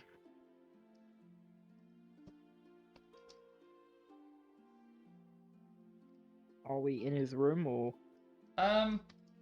You're in one of the bigger gardens where you found Lupus. Basically, this is like one towards the back end of the guild. One of the larger gardens that has a noticeable quantity of like, I'm trying to think of the right word to describe it that doesn't sound phallic. Like very large, thick trees. Thick trunked trees. There we go. Like some of them have been cut. You can see where some of them are cut down and have like been regrown repeatedly. But there's enough of a gap. This place is big enough where if somebody were to fell a tree, it wouldn't take out this building's supports, basically. But you find Good Lupus to in know. this. It's essentially like a small lumberjacking area, for lack of a better description. I took the most roundabout way of describing that humanly possible. I apologize. But you find Lupus here, tending to the angry red marks of reopened wounds. Most of the smaller ones are gone, but the bigger, more prominent ones he is currently tending to with some of his own white magic. And he Oh, has hi, not you doing noticed- alright there? Oh, yeah, I'm okay. Need some Just- help with that? I have medical training. Lupus has a smile on his face. And I have healing magic. Don't worry. Just tending to them because they're a little bit sore. I wish we didn't need to do that, but Trust me, neither do I. I wish that didn't have to happen, but hey, here we are. hmm. So tell me about how things have been since I've been away for 50 years, you know? Let me guess. You want a whole catch up on everything that you've missed, I suppose. Yeah. Well, Astra nearly died. Ended up having Eden's intervention to keep her alive, so that was an experience. Diana ended up becoming the Raven Queen after Mm-hmm. after a little while. Well, Lilac, after helping me out with convincing at least the Wolvenite elites to come and help with the guild, has been by my side since that point, like a brother. Even to the point where he was wondering about settling down, and I introduced him to Cassandra, and well, Mm-hmm. that. Obviously, you've had a little bit of support from me here and there, whether you know it or not, with setting up the Forest Guard. Yep. A little bit of nudge to Rem to sort himself out. Been helping Karina where I can, giving her a little bit of extra gil to repair some of her furniture. God, the amount of times where she's told me that either Milo or Carl, when they were kids, broke something or played a prank and knocked an urn over in the process. Oh, goodness. Well, myself and Ziffy we've had our hands full. What happened with Sid? He finally got his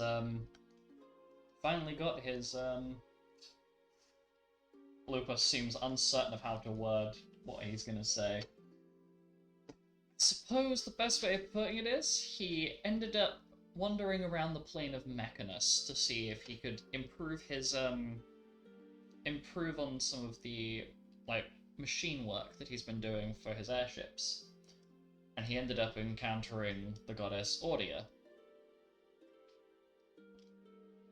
And from what I can understand, he ended up putting the moves on her.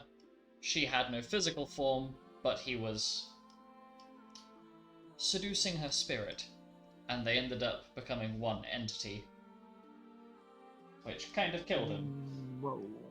But his thankfully, him being an engineer, what is left of him is become a construct that is underneath the guild, tinkering, as he asked me to. It's a bit awkward, knowing that his mechanized body is down there working away on whatever it is he's doing now. Well, you already know what happened with Felicity and Eugene.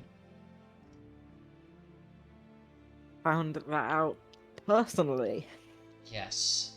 which was not great. And Lupus gives you a slight bit of hostile side eye. What was the plan there anyway? Well, I didn't know that he was crazy, so the plan was go, have dinner, talk about things. Lupus lets out a very That's it. a slightly heartless sounding laugh. Oh, she chose now to fix your relationship after she failed every single possible anti-Marianne plan and defense that she was going to set up in the set up on Caleris. Did I ever tell you about the anti-Marianne turret walls? The Marianne seeking About. missiles? I think maybe. Well, Yes. I don't know what caused her to hold the grudge for so long, but oh boy. I had to Illusion? intervene many a time. Hmm. And Yeah, she's a unfortunately, strange one. the one time I didn't intervene is what happened to Norik. Hmm. And well, Rose. Oh, Rose. She's got a daughter. Oh wow. Yeah. Everyone's got kids. Well, she Did you ended. hear about Andromeda? Oh, don't remind me. I Because I asked. found out. I found out from Astra a little while after. I'd met her, but I hadn't quite put two and two together that Andromeda was the daughter of Astra or Paradata, considering I was a little bit too preoccupied with Astra being in the process of being on her deathbed at that point. Well, she seems fine now. Yeah, that's the main thing. Although a little bit embarrassing that something of that magnitude completely went over my head. But no. You think that's embarrassing? I was living like half a town away from her and I didn't know. Well, to be fair, it's not immediately obvious if you're not looking for it. Like, they share resemblance, but I suppose people come and go quite often. Hell, I almost embarrassed myself a few years ago thinking that Astra was wandering around the island, wandering around the town of Lenfar until I realized that it was someone that just looked vaguely similar. Like from the back, you would have thought it was her, but then she turned around and it wasn't. Well, you could tell by the eyes immediately. They had pupils, which was a bit awkward. But no, Rose. I'm sure that's one that you'll probably want to know about. She's not here at the moment.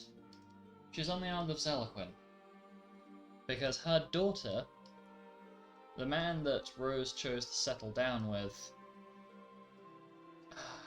she was deceived by someone who was polymorphed, and she never really caught on until after Clementine was born, the name of her daughter.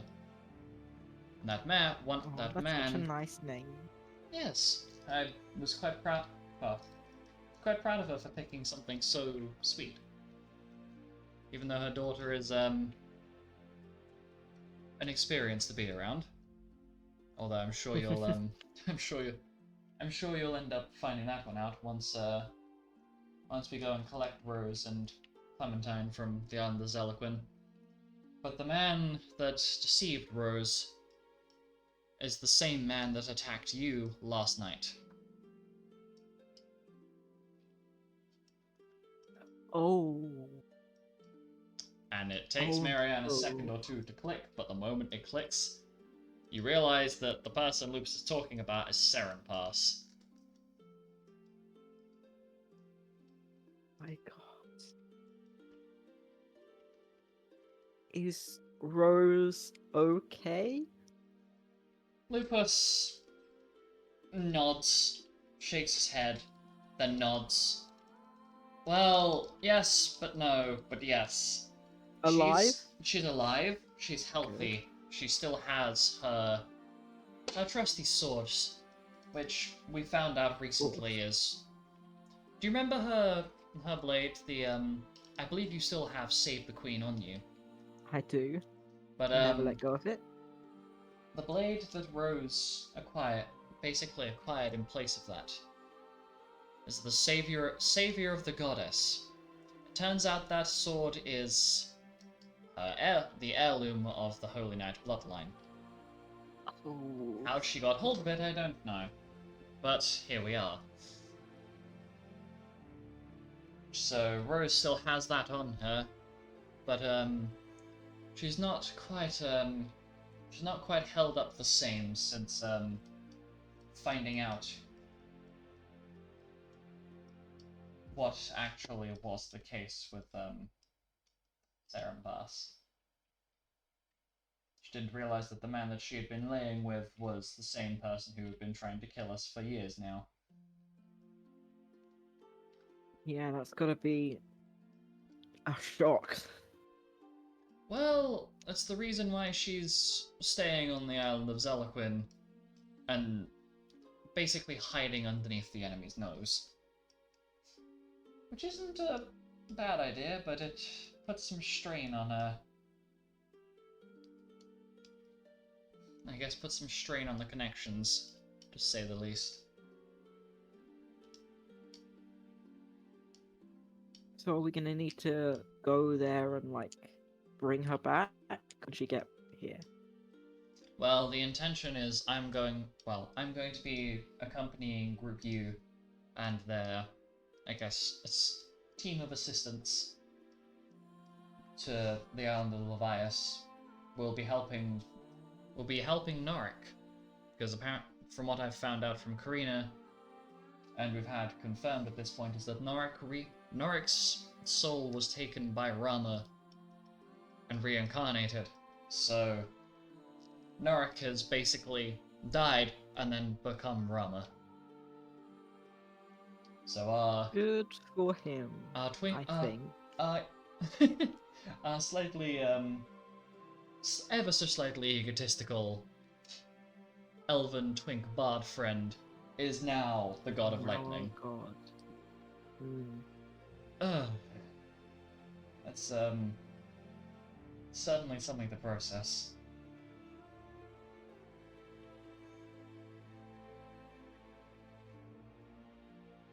Never a dull moment here, is there? Honestly, some days I wish there were.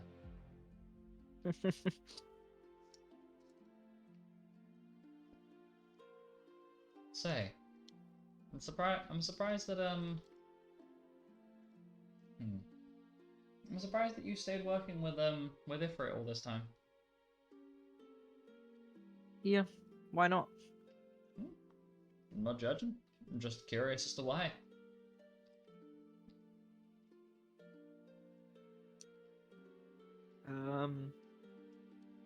You never really thought about it.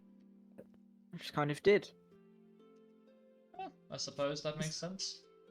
Say, and you can see Lupus pondering something. Now, call it a bold idea, but I recently found out that I am capable of... How does one put it? That I'm capable of essentially shattering the boundaries of the Crystal Hero's runes. I'm able to, provided somebody has the affinity for... well, has the affinity for those runic spells, that I can teach them to people. There is one that I used to share with... well, one that I used to share with Felicity that I've put to ample use that I believe may be useful in your hands, so your children, oh, sorry, your bears, don't suffer a grisly fate.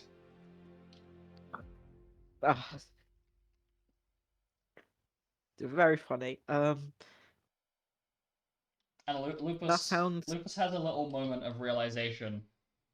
Wait. Oh my god, I dad punned. Was that not intentional? No, it wasn't. Okay. Fuck. That was not intentional at all. I might be a little slow on the uptake in terms of learning runes, but I know a few, so I think it would be good to learn a few more. Well, simply put,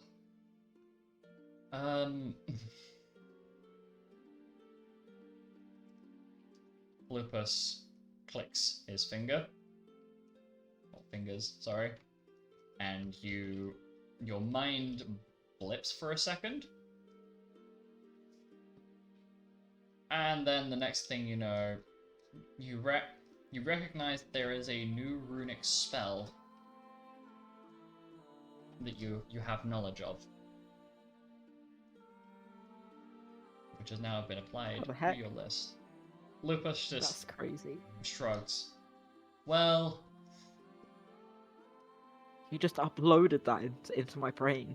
essentially, it's something that you have borderline perfect affinity with, so let Very me just nice, thank give you an you. example. And Lupus proceeds to use Runic Safeguard.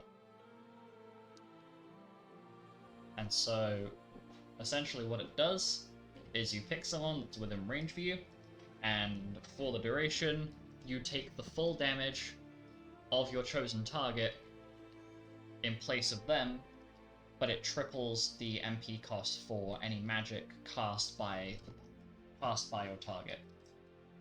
To say you cast it on Astra and she goes to use her goddess rune, instead of costing 90 MP, it will cost her 270. Fucking hell. But don't use it on Astra. Oh, essentially, it's worth it, but you end up taking that's the basically the counteraction for taking all of the damage for them. So you take like 1,000 damage from an attack, and then they take 2,000, so you're technically taking 3,000 total. Things along that line. Maybe I can explain it in more detail outside of session. Is it on? It is now on Marianne's page. Where is it? Buff. It is underneath the Runic Amp. Thief. Yeah, it is. Cast a digital duration. Cast takes the full damage to the triples the MP cost. Okay, cool. And Lupus is going to look at Marianne and frown a little bit. Say, is there any particular reason why you're just walking around scuffed up like that? Am I? Marianne is missing HP. Oh, I forgot. That's why. Understandable. It's okay. I will Thank you heal for the over face. time. No, here, let me sort it out. And Lupus casts Full Cure on you, restoring your health to full. Yay! Thank you. Hmm. 8, Nothing of it. 9, 6. Think nothing of it. Say,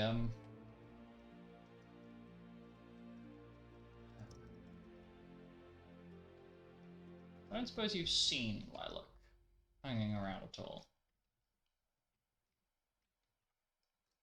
Not since yesterday. Hmm. I don't think so. And Lupus has a frown on his face. Perhaps, we should go and find him, because he was not holding up well yesterday. Kazaroth is currently, Kazaroth was trying to help him figure out a way to repair Orion. But, I don't think things are going as well as they thought they were. Think we should go check up on them? Yeah, probably a good idea. Alright, let's go. And so...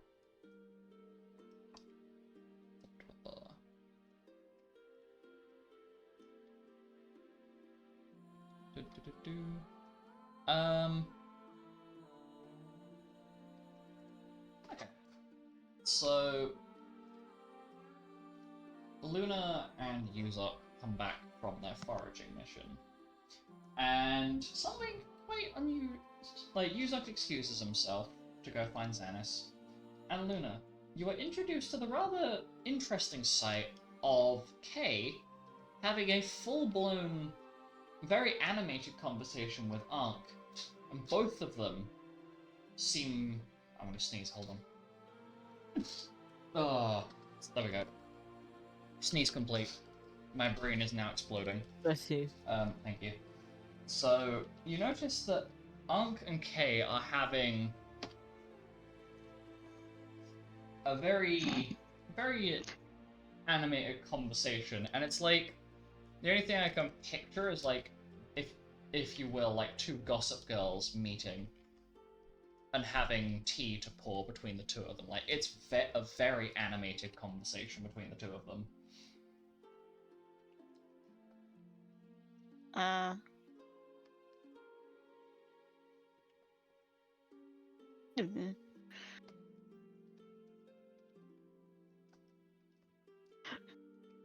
of just stands there awkwardly, just like,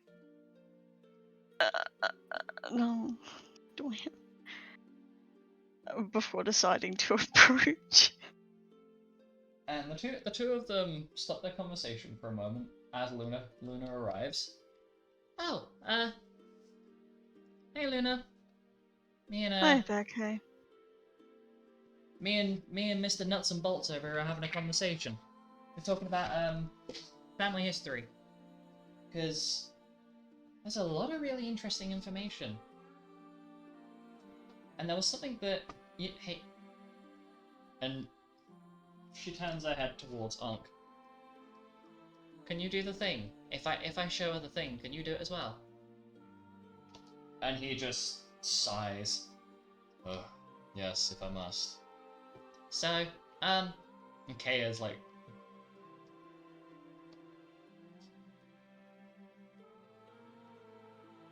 she is like bobbing in her chair as she shows Luna. So, I can do this, right? And she uses her Celestial Flurry rune. You watch like this burst of like little blades of light, like basically come out of the ground and then converge onto one point. And then you do it. And then Ankh, after letting out a very long sigh of just proceeds to do the exact same thing. As Ankh casts Celestial Flurry, using the same holy rune he did before. Or that she did before, sorry. Which is interesting, considering that this man does not give off any sort of impression of, hi, I can use holy spells, smiley face. Consider he is a necromancer. Ooh. And Kay seems very...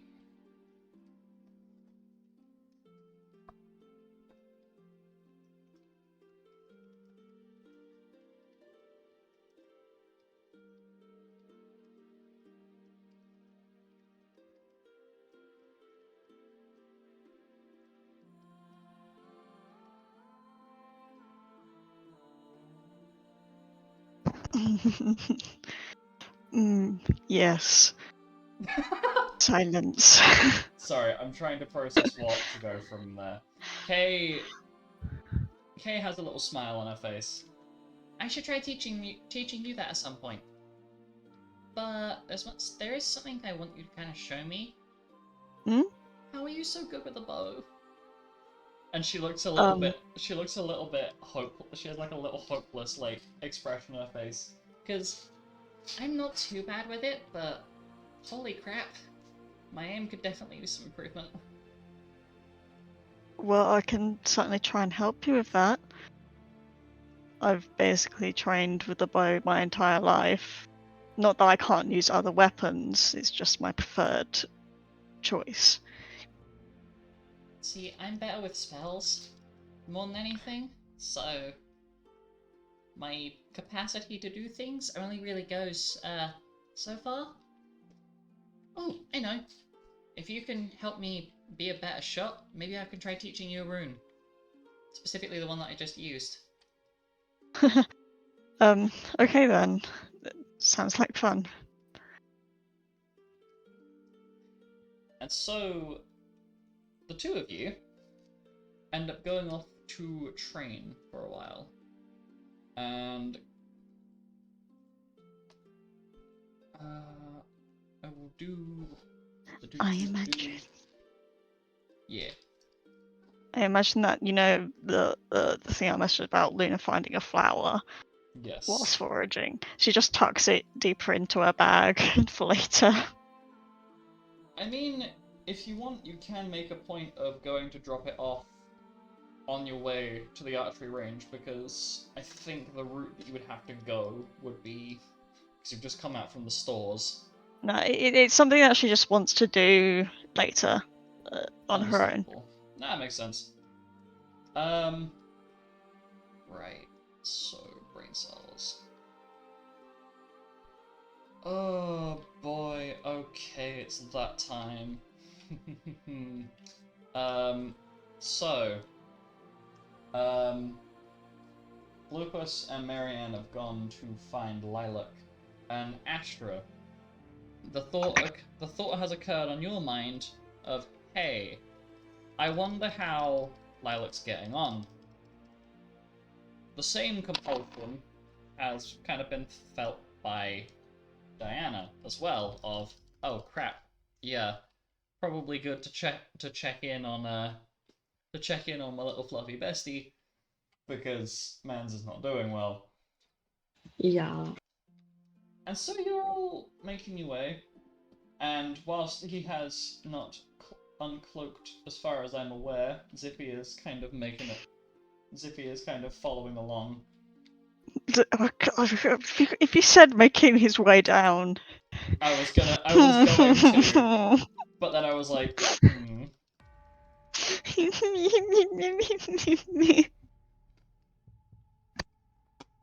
The thing I do is a way of protecting the guild.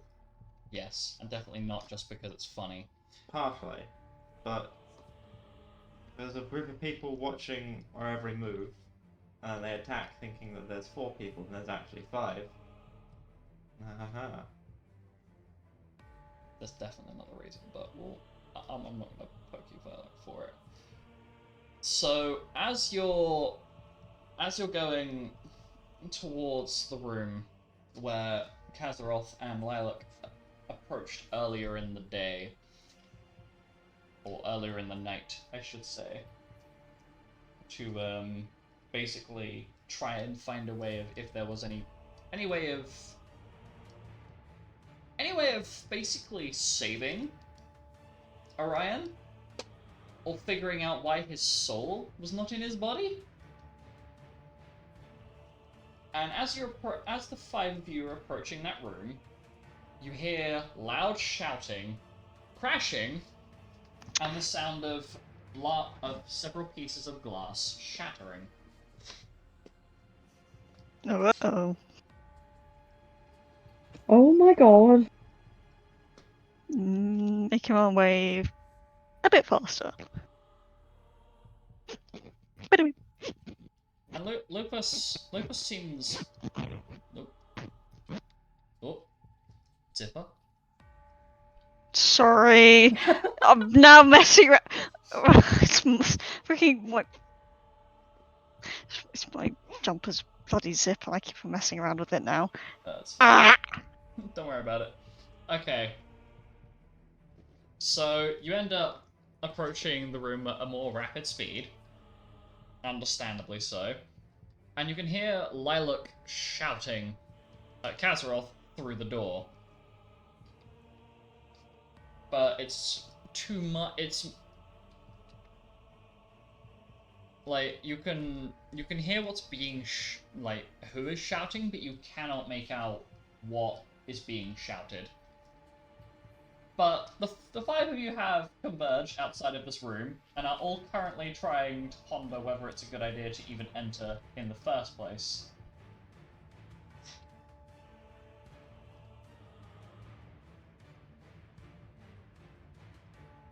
I open the door. Astra Well, opens actually, the no, door. I knock first. Okay. Astra ends up knocking Yeah, on the knock. door, and Sword ready. the face of Kazaroth greets you at the door. Ah, well, hello. We've not made any progress, but I was just dealing with our slightly emotionally spicy friend over here. Mm-hmm.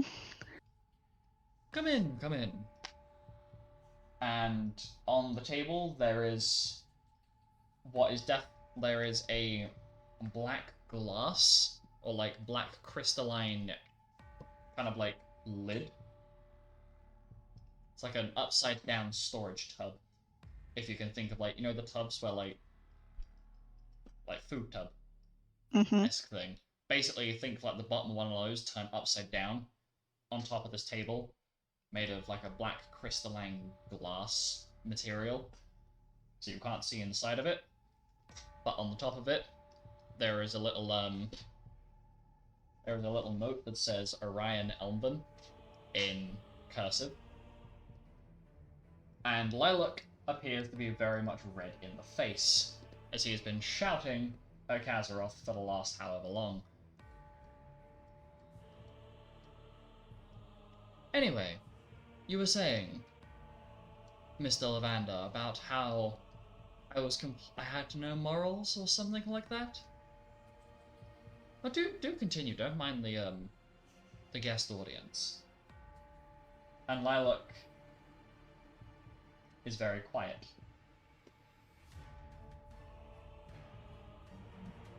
But he is panting heavily as he is out of breath from shouting.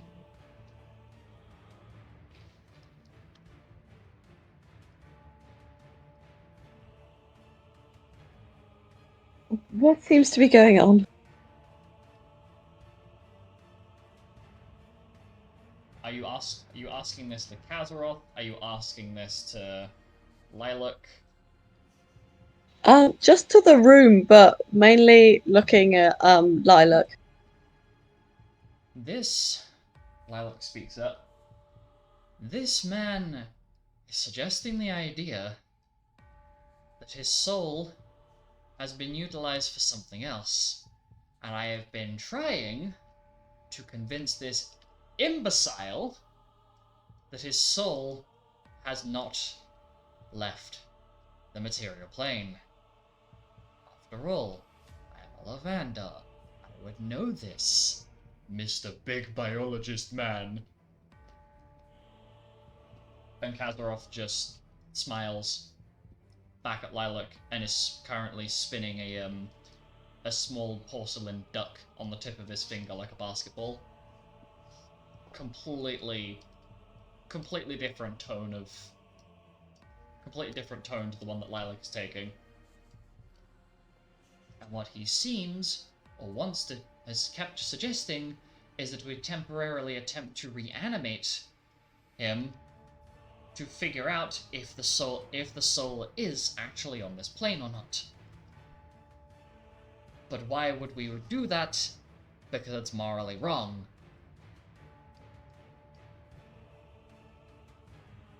Right, this does sound like, yeah, pretty intense conversation going on over here. Kazaroth just shrugs. Well, how else am I supposed to figure out whether or not this man's soul is still on the material plane? When, quite simply put, there is no soul in the body, none of Mr. Lavandar's revival attempts worked, so it's only natural that the soul has either been destroyed or reused. I fail to see why this is such a problem. Unless you're still heartbroken that you failed. In which case, get over yourself. I fail to see what the problem here is. And as of that, Lilac's expression intensifies. And Kazaroth just shrugs and looks over to the entourage that has entered the room. That being, just as a reminder, Lupus, Marianne, Astra, Diana, and Zippy are in here. Unless I've stunned you, in which case, valid. I've just realised I haven't moved the tokens at all to give that usual represent of this is who is in the room. I'm not even on the Roll20. Valid. Girl! It's a social session! I mean, fair enough, but That's valid. I'm mainly moving the tokens around so you can see who is in what room, or who is. If you hadn't said it's a purely social session, I would have opened it. Come on. I like to think I'm pretty good, you know? Hey, I said it's all good. Don't worry about it. It is a pure social session. I am only moving tokens around as as a visual representation of what is and is not happening, or who is with who. Why? for my brain, mainly. And so, understandably, there is just a little bit of tension in the room. As Lilac and Kazaroth are just, like, Lilac is glaring. Lilac is glaring at Kazaroth, and Kazaroth is just nonchalantly continuing to spin this porcelain duck on his fingertip, and has not broken eye contact with the porcelain duck this entire time. Okay.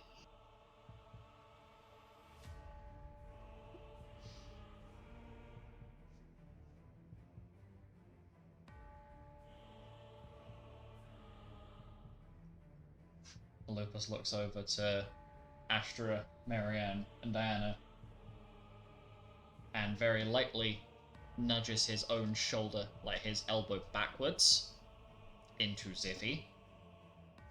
As a test. Like, Lupus does similar things on a regular basis to test if Ziffy is just standing behind him for no reason.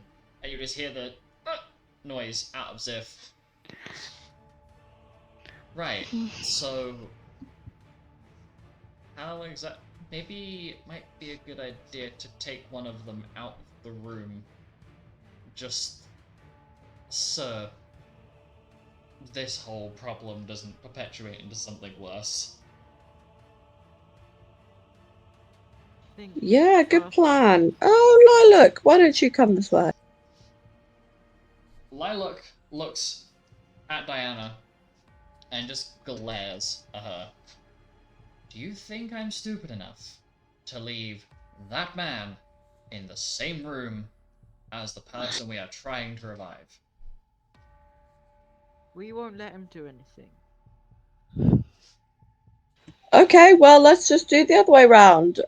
You stay here, and I'll leave with someone else. You know, Kazaroth. Kazaroth can come with How do you me. want to take him to the duck pond? Considering I'm potentially related to him. You are. You are. You Bonding are time. You are related. You're blood related. You are literally. He's literally your Bonding granddad. time. This man is Come your on, grandfather. grandfather, great grandfather. Grandfather. Lupus, however, just kind of stops whoever's next to his immediate left from moving forward to remove Lilac.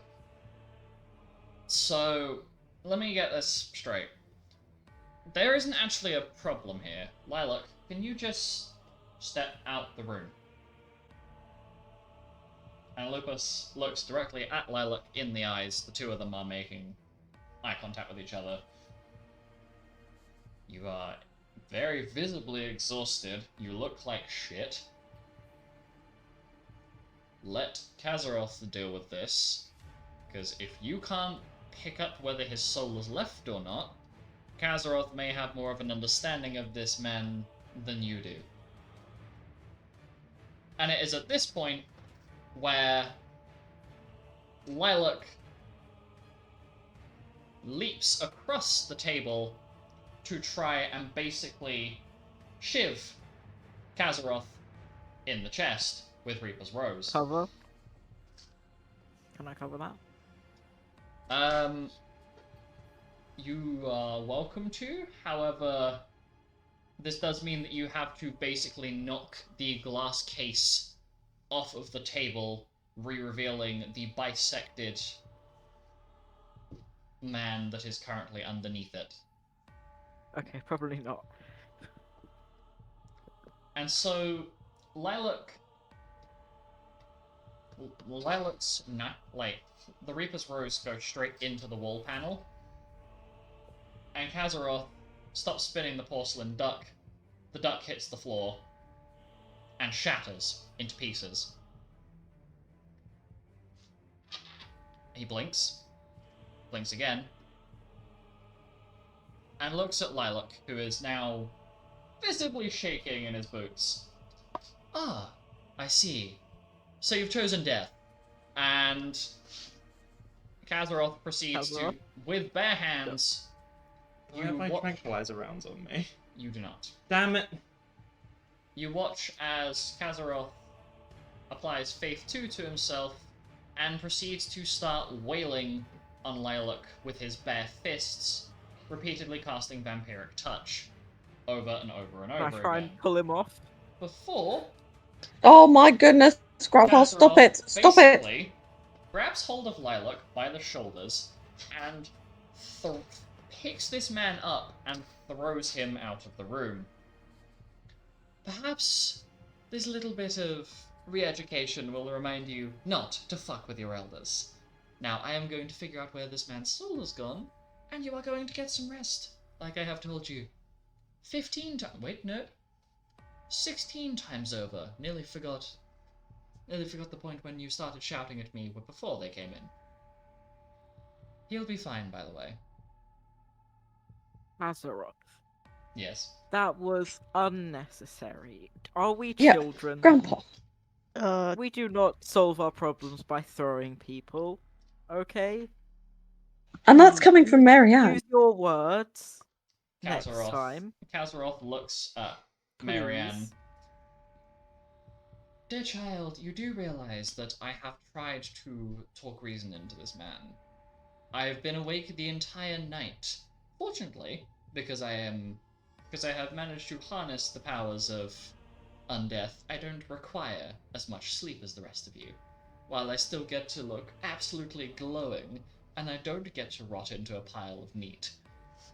Or meatless bones. I get to keep my glowing complexion.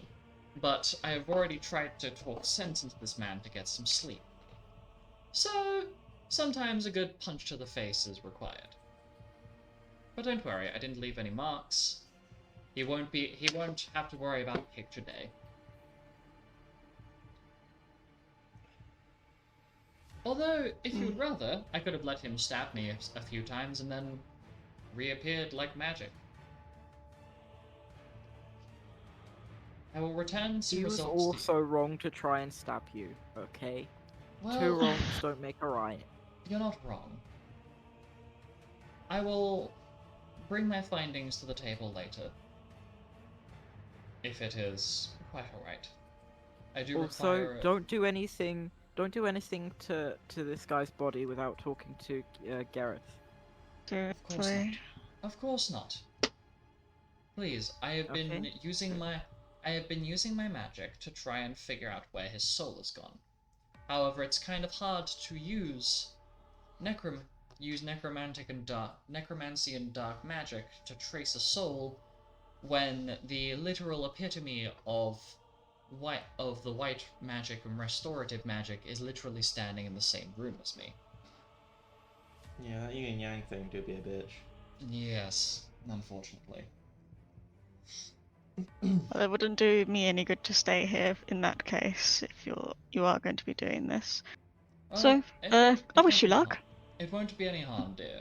But please, I would love to have a conversation with you later. But just after I've dealt with this. I'd like to hear more about this, honestly. So I'll talk with you later. Of course. And Kazaroth very politely closes the door to the room, leaving you all outside with Lilac, who is just kind of crumpled on the floor. Can I use lay on hands? You notice that he is unharmed. He has taken no damage. Can I sit beside him? Can I lay on hands him emotionally? Emotionally. Emotional lay on hands. Emotional Certainly. healing. So, 144 HP. this is the point where Lilac breaks down a little bit. And Lupus very, very lightly pats Lilac on the shoulder and crouches down. Right. I'm gonna let you talk to them about this, because me being here is not gonna help if it's what I think it is. But come and see me later, and we will talk things out. Just because I know where this is going. Don't worry, little bro. I got you. And Lupus walks down the corridor as Lilac proceeds to look at the remaining 4 people here Marianne, Astra, Diana, Ziffy. And Lilac just looks up at you all, and with a very pathetic sounding tone to his voice just says, "Can we go sit in the garden?" Yep. Of course we Absolutely, can. buddy, of course we can. Do you need any help getting there? No, but my wife certainly did. Come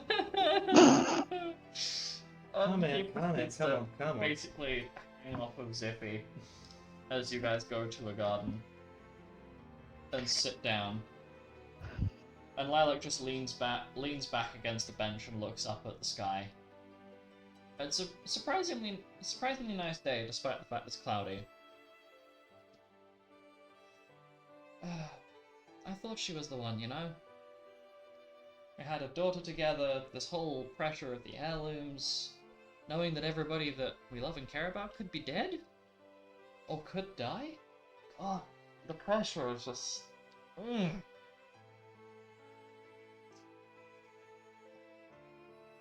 Well, I know it definitely won't make you feel any better, but I truly thought she was the one for you as well.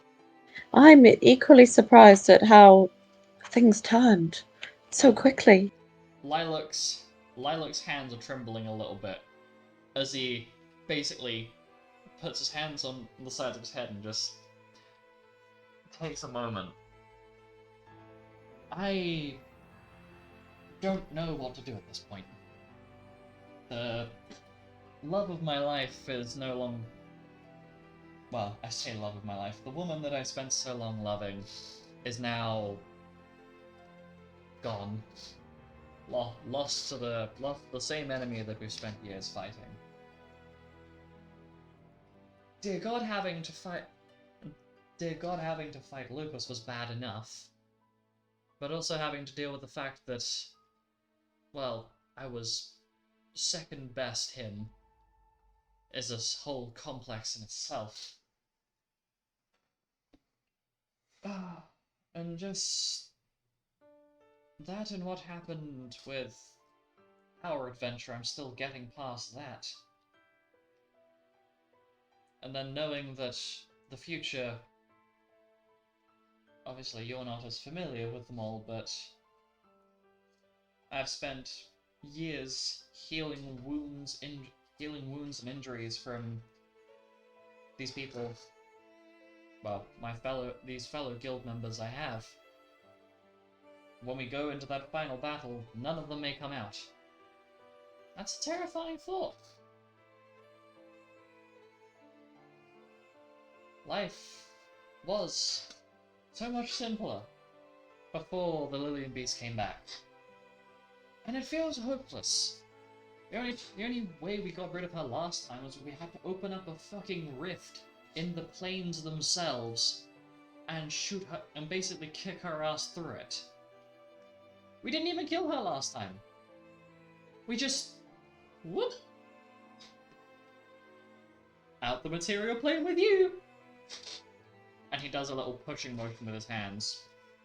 And then looks at Zippy. How the fuck we did this the first time, I don't know. What are we expecting this time? Well, this time we have the Great Sages. And that's what we have to count on. And we had to literally beat the shit out of your husband to get information on one of them! Yeah, he do be like that. Oh! We've got to find Norik. That shouldn't be too hard. You'll probably hear him talking about how sexy he is in the mirror a mile away.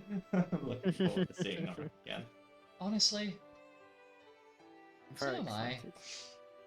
It's been... I miss Norik. Bring some light to these holes that we've not had in a little while. Like that one time he turned up dressed up as Carmina's sister and tried to pull that one on us. And Lupus had He to spend... genuinely thought he was convincing as well. Well, Lupus had to spend about 10 minutes trying to figure it out. Before having to basically ask Carmina. Good times. It's kind of strange to think that this is really what's left of us at this point. This is what's left of our last adventuring team. four of us, Oh yeah. Lucas, Karina, those two wandering around. But this is what's left. That's kind of hard, you know? Yeah, change is never easy, especially when it's like this. Even when... Hell, I get the surprise of this, and Lilac is going to spend about 6 seconds-ish casting a rune. And you watch as these as Lilac begins to shed a bright light, and the clouds above kind of cover up the sun, so it gets quite dark as Lilac does this. And these wings of luminous white light kind of pop out the back of him. Hell, I didn't even realize I had the capacity to do this. Wow. Astra 2.0 who? And Lilac does finger guns at Astra. I'm coming for your style. How's it feel? This? Can you feel them? Yes. Will they come at your back, or And just, but like, the energy of them you feel? Lilac stands up, and you can see where they are literally, like, the actual light itself is coming directly out of his shoulder blades, the same way that a pair of, you know, flesh and bone wings would. Whoa. Apparently this was a thing that my, ancestors used to be able to do. What does it actually do for you? I imagine it increases your power immensely, but... Well, yes, it's kind of like, you know the Faith 2 the Faith runes we've been using? Yeah. It's like a slightly stronger, and Lilac is basically going to explain, it's like having Fate, the tier 3 version of Faith active on you, but there are a couple of other bits. I'll basically just put in the chat what it does. This is the... Somehow managed to not select the whole thing. He is currently under the effects of the Eternal Beacon of Starlight rune. And one of the interesting things that he shows off, and it seems to mellow him out a little bit as he's showing off to the four of you, you see that he is able to fly as he takes off from the floor. Whoa. So jealous. Everyone's got wings except Hey, me. he's like me. I need to get Ifrit to give me some. Get Lunaria to give me some. Lilac comes back down to the ground. Well, I'm pretty sure that you don't need wings. You literally propel yourself through the air using blank rounds. Yeah, but there's not a lot of control in that. I can travel distance, but I can't, like, stop and turn midair, you know. You just There's not a lot redirect of- the weapon! Shut up. Lucas keeps telling you this. It's like when you nearly catapulted him into the sun with Moonshatter. Yeah, that's fun. What? I have this shotgun that basically the more damage it does, the further it launches you. So, Oh dear. whenever I go out hunting, Oh I my just God. find small things to shoot at and send them into orbit. It's very funny. I kind of want you to shoot me and send me into orbit. Please don't. Maybe if we go in the simulation room, I feel like But then I feel like I'll I'd just get put a thrown into the significant wall. dent in you if I did that. No, I'm pretty strong. So am I. Carves out an entire. No, Hmm. no, no. We should spar sometime. Yeah, maybe we should. Yes. Yes. Lilac, would you like to see me and Marianne spar? Lilac raises an eyebrow. By spar, you mean you're going to immediately do what you've done to every other thing that gets too close to you. Pull Moonshatter out, put the anti-material shells in, and see how far it flies. Yes! It's Yeah. fine. The arena has a ceiling. We won't lose her. It This- has a Well, ceiling, he says. at least let me have like one round. Let me start. Sure. Before you I'll catapult me. I'll sit there, go Lilac invisible just for a bit, shakes his one head. round, and then I'll shoot you. Well, anyway. Oh come on, you're no fun. I don't play fair. Mm-hmm. I take a whiff. Yep, I bet. Anyway, no, my entire little outburst there was because kind of proved Lucas right. The more I thought about it, we kicked his ass, and he was sitting there telling us of how he's done all of this effort to keep everybody safe because this, that, and the other, and he can't rely on other people, and I've been there with him when we've been talking about this sort of thing before. And then the one time where he lets the reins go, Orion dies, and there's no way to get him back.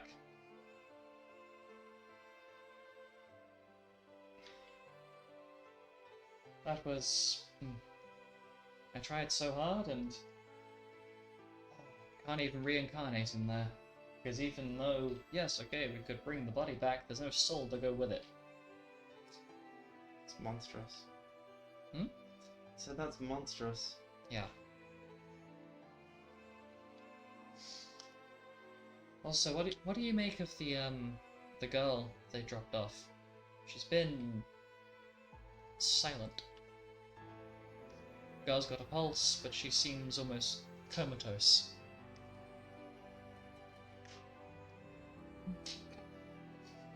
I have no idea until she wakes up.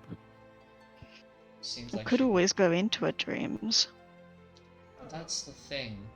I've tried to see if there is anything there to access before addressing that Luna girl that has joined the guild a little while ago. It's just nothing. You think she'll wake up? Maybe she Well, is in a coma. It seems as though it's induced by an external force. So like a sleep effect sort of thing. Of a fashion, yeah.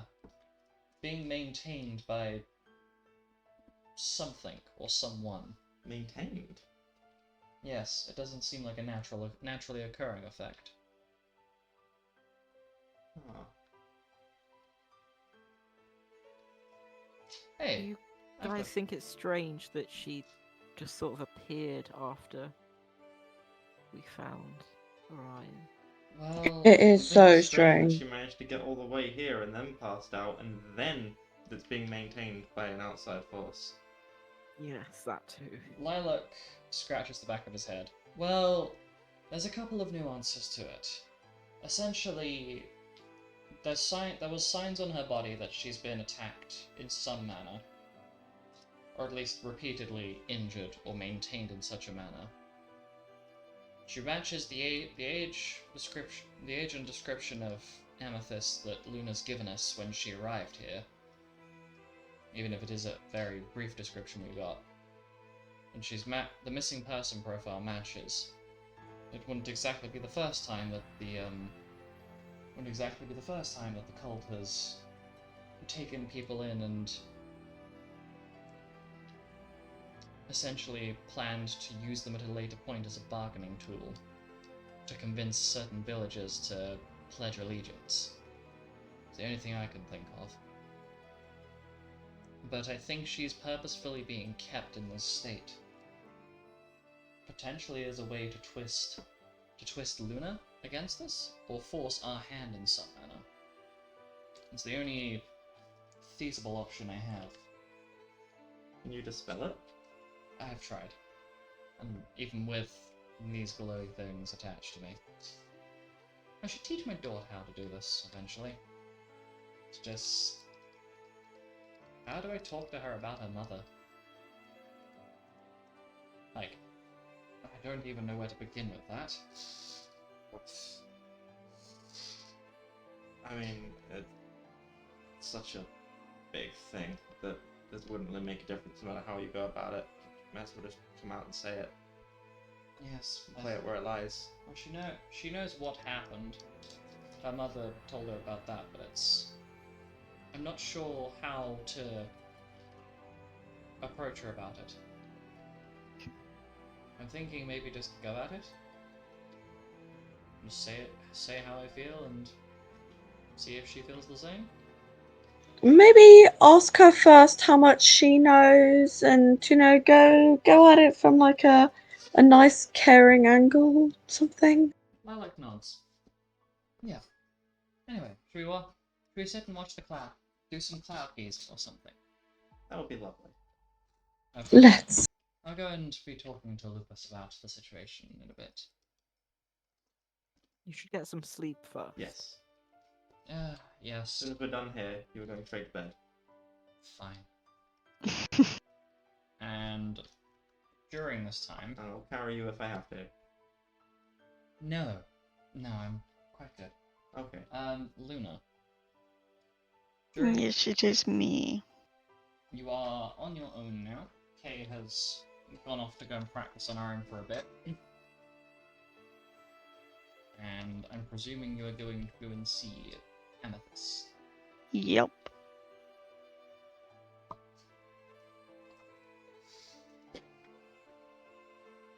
So you are now in the infirmary where she is being kept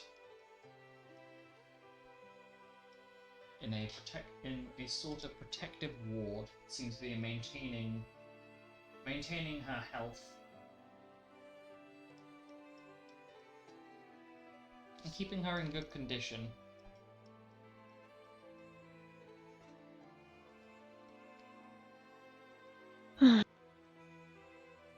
Luna is going to go over and sit by her.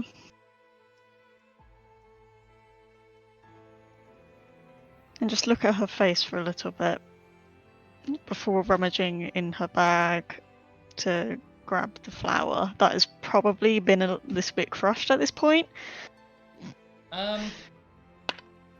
Surprisingly enough, the only part of it that's damaged in any way is the very bottom of the stem where it was cut earlier with a little bit of help from Yuzok and his axe.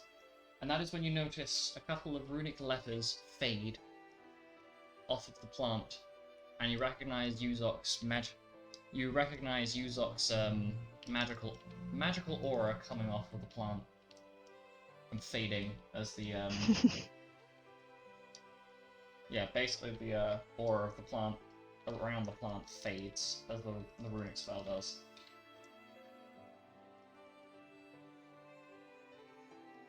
What happened to Amy? I don't understand how you even ended up with them. To my understanding, they weren't exactly around 100 years ago. Well, it's been well over 100 years at this point.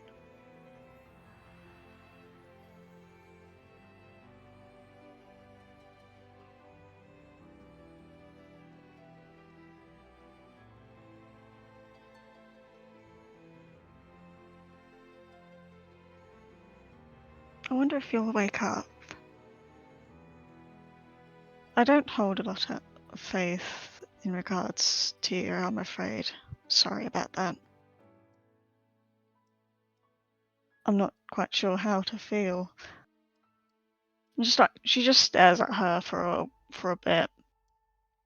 Does it actually look like Amethyst has aged? Like, it appears as though, like, remind me, because I'm having a brain blip, how long she's been missing for. I believe it's like so before they became adults, so before 100 years, for Luna at the very least, fucking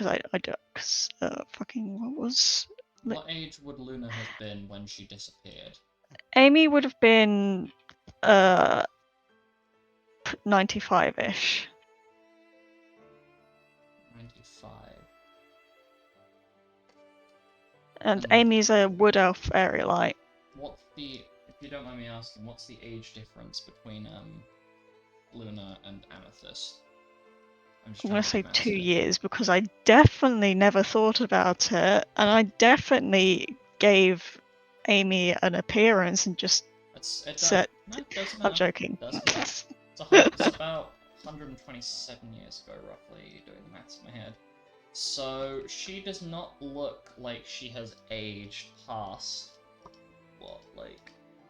she looks like she's maybe had like 40, 50 years of like visible aging, past that point, it seems like any sort of visible damages or like changes to her skin or like exterior past that point are small like scars and pock marks and almost like somebody's been like making little surgical operations on her.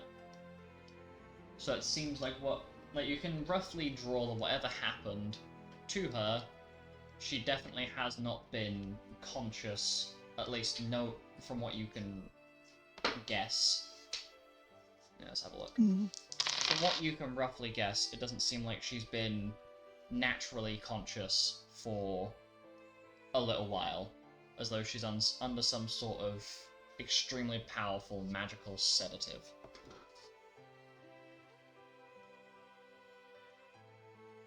You've been through a lot. Now, what are you gonna say? No, I was making a really bad song reference, my bad. Lupus, no. I do hope you'll wake up eventually. Not exactly sure what I'll tell you.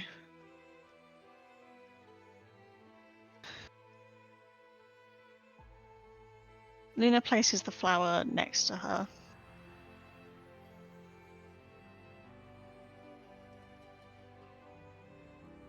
I don't know.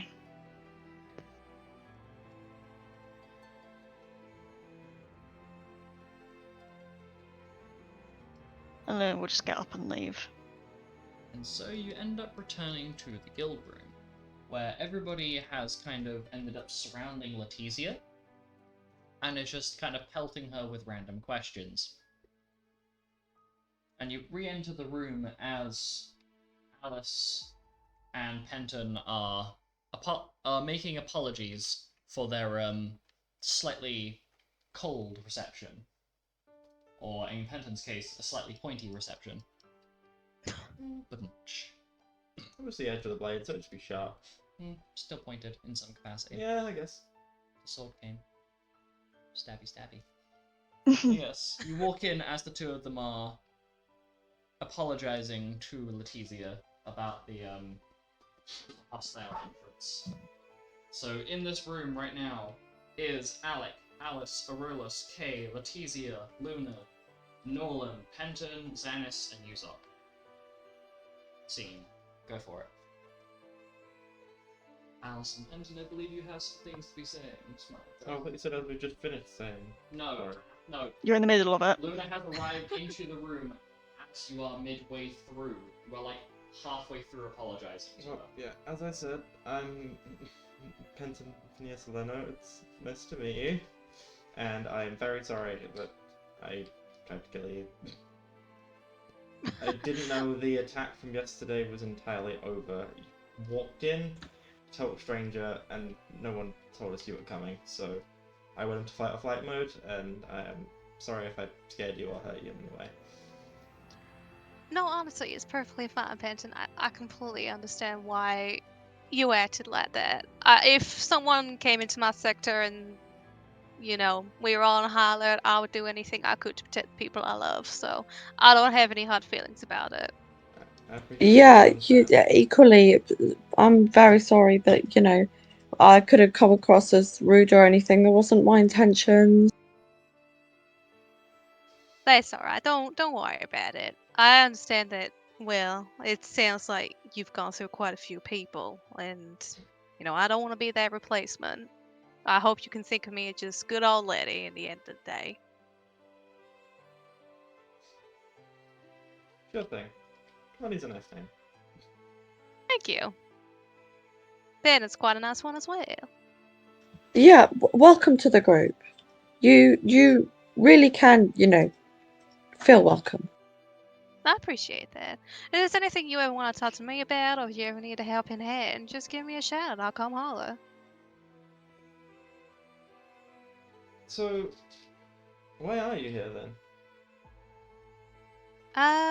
Well, the guild was putting out a request. They need some additional help.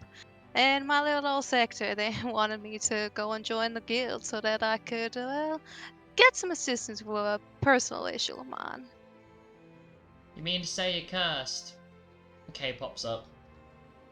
Having What?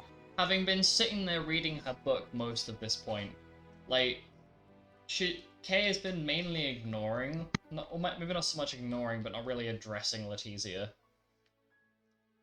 What you mean to say, dear, is you cast? You are just seething with bad voodoo.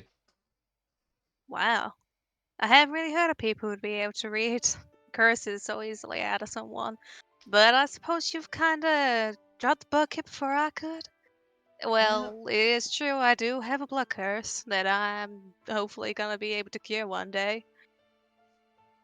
And Kay has a little smile on her face. Well, I suppose I should probably point out that you're gonna be dealing with people like that a lot. Because, what? Kay does a little count in her head. Because, out of the 10 of us, 7 of us are part of some very important lineages. Oh, really? If you got some history to your lineages as well? I'd hope they're a bit more positive than mine is. Kay looks over at Alice. Kay looks over at... History? You haven't all got blood curses as well, have you? Nolan just lets out a laugh. No. No, lass. No? think it's a You see, card. simply fucking put, although there are a fair few of us that are a little bit special, and I'm not talking about the mentally kind of special. And then Nolan's kind of looking at There are a Xanis, few of us that are quite mentally special. and Xanis just looks mildly offended. But no, Especially lass. Xanis. Sorry, Xanis. Yeah, you're not wrong. And Nolan has a little smile on his face. Basically, lass. How do I explain it? There are a whole bunch of us that are working with this guild, or part of the guild, that are... Have you ever been told of the tale of the great sages? Tale of the Great Sages. I'm sure one of the little girls back home would have had that, but I can't say it rings too much of a bell. And Nolan takes a brief moment to basically explain the very simplistic premise of it to you. So, essentially, a whole bunch of us are part of those individual bloodlines. So we're really good with magic, or at least attuned to that. So you've got Alice over there. She's blue simply put, she's blue flavored. Aurolus is green flavored. You've got Kay, who's white flavored. You've then got myself. I'm like space flavored. Space flavored. Right. Well, I'm sorry, little rabbit, but how the fuck else am I supposed to describe astromancy? They'll turn around and go, oh, well, I'm grape flavored. Like you, you're little fucking bitch ass. Your magic wouldn't even have a flavor. It's like it looks like it might be one flavor, but it's actually the other because it's illusions. Illusions. Why is Right. Okay, Xanis we're right getting now? mean now. Flavored magic. As he said to me So- earlier, do you want to take it down a notch? I'll take you down a notch in a minute. Oh, don't Okay. give me. So basically, your lineages give you additional powers that folk like me, we couldn't even think about. To some capacity, yes, but also kind of not. Because you see, we can't really have kids with another member of a different bloodline, because as the guildmaster explained it, it causes a big change in history. Like this little shit Right. Do over it here, anyway. and Nolan points at Xanis. Look at you, you little lad. You're gonna cause problems. So Xanis has 2 bloodlines in him. What does that effectively mean for everything else that's going on? Well, he's two for the price of one. Bargain bucket. No. One less perilous quest we have to go on to find a bloodline member. Oh, right. I should probably mention. But if he dies, or he dies, then that's kind of it. And Nolan points at Penton and Yuzok. Because you see, they're kind of the last of their lot. It's a little bit awkward. Right. I mean, I can sympathize. I'm the last of my lineage as well, though I know I'm not really as important. But I'll do what I can to help all of you out. Well, don't fucking worry about being important. You should have seen Alec when he turned up. He had not a clue what he was doing. And now look at him.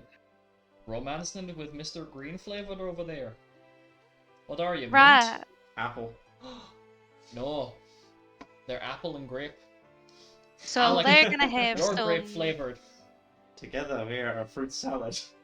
Oh my goodness! So together they're gonna have some like go on, we apple, are a apple fruit and grape salad. children. I don't think that's how that works.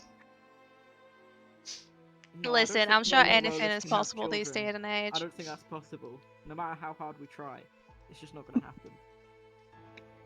Xanis sits in the room looking at Alec. And so, your group has... I mean, let's be honest here. Xanis is kind of a special circumstance. Xanis is, Andromeda. Andromeda is. At this point, I don't think I'm the problem here. So, Hey, you haven't even met Andromeda. you guys end up having some relatively friendly conversation and basically catching everybody up on all of the details that, like, even the bits and pieces that Luna is not familiar with. Basically, everything is shared at the table, so everybody's familiar with everything.